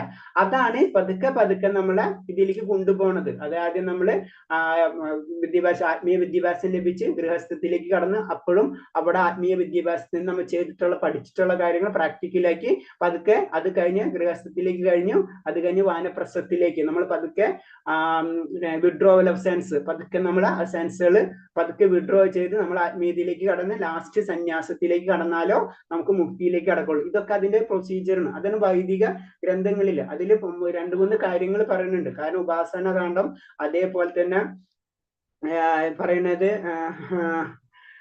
ഉപാസന കാണ്ഡം, പിന്നെ അങ്ങനെ പല സെക്ഷൻസ് ഉണ്ട്. അപ്പൊ അതിൽ ഓരോ സെക്ഷൻസുകൾ കടന്ന് അതിന്റെ അൾട്ടിമേറ്റ് ലക്ഷ്യം എന്ന് പറഞ്ഞത് ഭഗവാനിലേക്കുള്ള യാത്രയാണ്. അപ്പൊ അതിൽ പല കാര്യങ്ങളുണ്ട്. അത് പറഞ്ഞിട്ടില്ല, അത് മാത്രം ചെയ്താൽ പോലെ നമ്മൾ അവിടെ നിൽക്കും. നമ്മൾ 1ാം ക്ലാസ്സിൽ മാത്രം പഠിച്ചിരുന്നാൽ നമ്മൾ അവിടെ ഇരിക്കുന്ന പോലെ തന്നെ. പക്ഷെ അതിന്റെ ലക്ഷ്യം ഒന്നാണ്, അത് ഭഗവാനിലേക്കുള്ള കണക്ഷനാണ്. അപ്പൊ ഇത് പതുക്കെ നമ്മളെ ഗ്രാജുവലി ആയിട്ട് ഉയർത്തി കൊണ്ടുപോകാനാണ് വേദങ്ങളുടെ ഡ്യൂട്ടി. അതാണ് വേദങ്ങളിൽ പറഞ്ഞിട്ടുള്ളത്. അതാണ് ഇതിൽ. അതേപോലെ തന്നെ വർണ്ണാശ്രമ ധർമ്മം എന്ന് പറഞ്ഞാലും അത് തന്നെയാണ്. അതാണ് നമുക്ക് മനസ്സിലാക്കേണ്ടത്. ഞാൻ അടുത്ത 2 ശ്ലോകങ്ങളുണ്ട്. ഉത്സന്ന കുലധർമാണ മനുഷ്യാണം ജനാർദ്ദന നരകേ നിയത വാസോ ഭവദീനനു സുശ്രമ. അല്ലോ ജനാർദ്ദന, കുലധർമ്മങ്ങൾ നശിക്കുന്നവർക്ക് എന്നും നരകത്തിൽ ജീവിക്കേണ്ടി വരുന്ന ഗുരുപരമ്പര വഴി അറിഞ്ഞിട്ടുണ്ട്. അപ്പൊ അത് അർജുനന്റെ വേറൊരു വശമാണ്. കാരണം എന്ന് വെച്ച് കഴിഞ്ഞാൽ കുലധർമ്മങ്ങൾ നശിപ്പിക്കുന്നവരെ എപ്പോഴും നരകത്തിൽ ജീവിക്കണമെന്ന് ഗുരുപരമ്പര വഴി. അപ്പോഴും അർജുനന് ആത്മീയ വിദ്യാഭ്യാസം ലഭിച്ചിട്ടുണ്ട്. അത് നമ്മൾ മനസ്സിലാക്കണം. അപ്പൊ മരണത്തിന് മുമ്പ് പാപകർമ്മങ്ങളെ പരിഹാരങ്ങൾ നിശ്ചിതമായി അനുഷ്ഠിക്കണമെന്ന് വർണ്ണാശ്രമ വ്യവസ്ഥധർമ്മത്തിൽ ഉണ്ടെന്നാ പറയുന്നത്. നമ്മൾ ചെയ്തിട്ടുള്ള പാപങ്ങൾ, നമ്മൾ അറിയാണ്ട് ചെയ്തിട്ടുള്ള എല്ലാ പാപകർമ്മത്തിനനുസരിച്ചിട്ടുള്ള കാര്യങ്ങൾ അതൊക്കെ പരിഹരിക്കണം. അതൊക്കെ നിശ്ചയമായിട്ട് നമ്മൾ ചെയ്തിരിക്കും. ഉപയോഗിക്കുന്ന ശരിക്കും വൈദികമായിട്ടുള്ള നിയമങ്ങളിൽ പറഞ്ഞിട്ടുണ്ട് എന്ന് പറയുന്നുണ്ട്. അഹോ ബദോ മഹത് പാപം കർത്തും വ്യവസ്ഥിത വയം യത് രാജസുഖേന ലോഭേന ഹന്തം സജ്ജനമുച്യതേ. കഷ്ടം, എന്തൊരു മഹാപാപത്തിനാണ് നാം ഒരുങ്ങി പുറപ്പെട്ട് രാജ്യം നേടി സൂക്ഷിക്കാൻ വേണ്ടി സ്വജനങ്ങളെ കൊല്ലുകയോ. അപ്പൊ ഓട്ടോമാറ്റിക് ആയിട്ട് അർജുനൻ സറണ്ടർ ആണ്, എനിക്ക് ഇനി ചെയ്യാൻ പറ്റില്ല. അതിന് സ്വയം കണ്ടുപിടിക്കുന്നതാണ്, ഞാൻ എത്രയും വലിയൊരു തെറ്റിലേക്കാണ് പോയതെന്ന്. യതി മാമ പ്രതീകാരം അസ്ത്രം ശാസ്ത്രപാണയാ രാഷ്ട്രാണരമഹന്യ തമേ ക്ഷേമതരം ഭവേത്. രാഷ്ട്രമാരുടെ പൊരുന്നതിൽ ഭേദം നിരായുധനായി പ്രതിരോധത്തിനൊരുങ്ങുന്ന നിൽക്കുന്ന എന്നെ അവർ കൊല്ലട്ടെ എന്ന് വെക്കുകയാണ്. കാരണം അർജുനന് അത്ര വിഷമമാണ്. ആരെയാണ് വധിക്കാൻ വന്നത്? ഭീഷ്മര്, ദ്രോണര്, അങ്ങനെയൊക്കെ വലിയ വലിയ വലിയ പിതാമഹന്മാരും ആചാര്യന്മാരൊക്കെ. അപ്പൊ അവരെ ചെന്ന് ഞാൻ വധിക്കുന്നതിലും ഭേദം അവരെന്നെ വധിച്ചോട്ടെ എന്ന് അത്രയും ആ ലെവലിലേക്ക് അർജുനൻ താഴാണ് ആ ശ്ലോകത്തിൽ കൂടെ. അടുത്ത ശ്ലോകം സഞ്ജയ് ഉവാച ഏവ മുക്താർജുന സംഖ്യേ രഥോപസ്തു ഭാവിശത് വിസർജ്യ സസരം ചാവ്യം ശോക സംവിഘ്ന മാനസ. സഞ്ജയൻ പറഞ്ഞു, അർജുന രണാങ്കണത്തിൽ വെച്ച് ഇത്രയും പറഞ്ഞിട്ട് വില്ലും ശരങ്ങളും താഴെയിട്ട് അത്യന്തം ദുഃഖിതനായ തേരിലിരിപ്പായി. അപ്പൊ അർജുന വിഷമം, ഞാൻ ഇവരോടാണല്ലോ യുദ്ധത്തിന് വന്നത്. ആ വിഷമം വെച്ചിട്ട് അർജുനൻ രണാങ്കണത്തിൽ വെച്ചിട്ട് ശരങ്ങളും അതേപോലെ തന്നെ വില്ലൊക്കെ താഴെയിട്ട് ഇരിപ്പായി എന്നാണ് പറയുന്നത്. അപ്പൊ ഈ അധ്യായം കഴിയാണ്. ഇതിലൊരു സംഗ്രഹം കൂടെ ഒന്ന് വായിച്ചു പോകാം നമുക്ക്. കാരണം എന്ന് വെച്ച് കഴിഞ്ഞാൽ എതിർ കക്ഷികളുടെ യുദ്ധത്തിന് ഒരുങ്ങി നിന്നപ്പോൾ വീരനായ യോദ്ധാവ് അർജുനൻ ഇരു സൈന്യത്തിനും ഉള്ള തന്റെ അടുത്ത ബന്ധുക്കളും അധ്യാപകരും സുഹൃത്തുക്കളും യുദ്ധത്തിന് ജീവൻ ബലിയർപ്പിക്കാൻ തയ്യാറെ നിൽക്കുന്നത് കണ്ടു. ദുഃഖവും അനുകമ്പയും കൊണ്ട് അർജുനൻ ശക്തി പരാജയപ്പെട്ടു. അവന്റെ മനസ്സ് അന്താളിച്ചു, ദൃഢനിശ്ചയം ഉപേക്ഷിച്ചു. അപ്പൊ ഇവര് ആ യുദ്ധത്തിന് വരുന്ന സമയത്ത് അർജുനൻ ഇത് കാണുന്നു, സ്വന്തം ബന്ധുക്കളാണല്ലോ എന്ന് കാണുമ്പോൾ ആ മനസ്സിൻ്റെ വിഷമങ്ങൾ, അത് അർജുന വിഷാദ യോഗം എന്ന് തന്നെ പറഞ്ഞു. ആ വിഷാദം എന്ന് അതിൽ പറയുന്നത്. അപ്പൊ അതിന്റെ കാരണങ്ങൾ എന്ന് പറഞ്ഞു, അർജുന അത്രയും മൃദുല ഹൃദയത്തിന്, അത്രയും ഭക്തനെ സംബന്ധിച്ച് അവന്റെ ഹൃദയം എപ്പോഴും മൃദുലമായിരിക്കും, അങ്ങനെ ഹാർഡാക്കാൻ പറ്റില്ല. അതിന് പ്രത്യേകിച്ച് നമ്മൾ ഭക്തിയിലേക്ക് കടക്കുന്നതോട് നമ്മളെ മനസ്സ് വളരെ പ്യൂരിറ്റി ആയ ആ പവറിലേക്ക് നമ്മൾ ചുറ്റുമുള്ള അത് കുറഞ്ഞുകൊണ്ടുവരും നമ്മൾക്ക്. അത് നമ്മൾ വലിയ വലിയ ആചാര്യന്മാരൊക്കെ ശ്രദ്ധിച്ചാലായിരിക്കും അവർ വളരെ സിംപ്ലിസിറ്റി ആയിരിക്കും ലൈഫ്. നമ്മൾ അതിലേക്ക് പോകണം എന്നാ പറയണത്. നമ്മൾ ആ സാത്വിക ഗുണത്തിലേക്ക് പതുക്കെ നമുക്ക് കയറണം. നമുക്ക് സാത്വിക ഗുണം കഴിഞ്ഞിട്ട് വിശുദ്ധ സദ്ഗുണത്തിലേക്ക് കടന്നാലേ ഭഗവാനൊക്കെ കണക്ട് ചെയ്യാൻ പറ്റുള്ളൂ. അപ്പൊ അതാണ് പറഞ്ഞത്, അതിന് മൃദുല ഹൃദയത്തെന്ന് പറഞ്ഞത്. പിന്നെ ആസ്വാദനം, അതായത് സ്വന്തം വ്യക്തികളെ, അതായത് സ്വന്തം ബന്ധുക്കളെ കൊന്നിട്ട് ആസ്വദിക്കുക, അതൊരിക്കലും പ്രാക്ടിക്കൽ അല്ല. അതാണ് അർജുനന്റെ അടുത്ത വിഷമം. പിന്നെ കുടുംബത്തിന്റെ നാശം, ആ കുലങ്ങളൊക്കെ നശിക്കണം. വിശുദ്ധ പാപത്തിന് കർമ്മത്തിന്റെയും ബലം, പിന്നെ തീരുമാനമില്ലായ്മ, ഇതൊക്കെ അർജുനെ പറ്റി അർജുനന്റെ ആ വിഷമങ്ങളാണ് ശരിക്കും ഈ അധ്യായത്തില് പറയുന്നത്. ഹരേ കൃഷ്ണ. നമ്മളെ സമയം കഴിഞ്ഞു. അപ്പൊ ഞാൻ അടുത്ത ക്ലാസ് തൊട്ട് മാതാജി വരും. രണ്ടാമത്തെ അധ്യായം തൊട്ട് നാളെ തൊട്ട് മാതാജി വരും. ഇന്ന് 2 ദിവസത്തെ കഴിഞ്ഞു. ഇത്രയും പറഞ്ഞാൽ എന്തെങ്കിലും സംശയം ഉണ്ടെങ്കിൽ ചോദിക്കാം. ഹരേ കൃഷ്ണ. ഹരേ കൃഷ്ണ. ഹരേ കൃഷ്ണ മാതാജി. ഹരേ കൃഷ്ണ. ആരെങ്കിലും ഉത്തരം പറഞ്ഞ ശ്ലോകത്തിൽ എന്തെങ്കിലും? ഹരേ കൃഷ്ണ. മാതാജി നിർത്തിക്കോട്ടെ. ഹരേ കൃഷ്ണ. ശരി മാതാജി. ഹരേ കൃഷ്ണ. ഹരേ കൃഷ്ണ. പാഞ്ചകൽപരൂപച്ച കൃതേവച്ച പതിനാം ഭാവനേപി വൈഷ്ണവേപി കോടി വൈഷ്ണവഭക്തി പ്രഭാതിപ്പിച്ച് ഹൃദയിപ്പിച്ച്. ഹരേ കൃഷ്ണ. എല്ലാവർക്കും പ്രണാമം. നാളെ സമയത്തിന് എല്ലാവരും വരാൻ നോക്കാം. ഞാനായിരിക്കില്ല, മാതാജിയായിരിക്കും ക്ലാസ്. ഹരേ കൃഷ്ണ. ശരി അപ്പ. ഹരേ കൃഷ്ണ.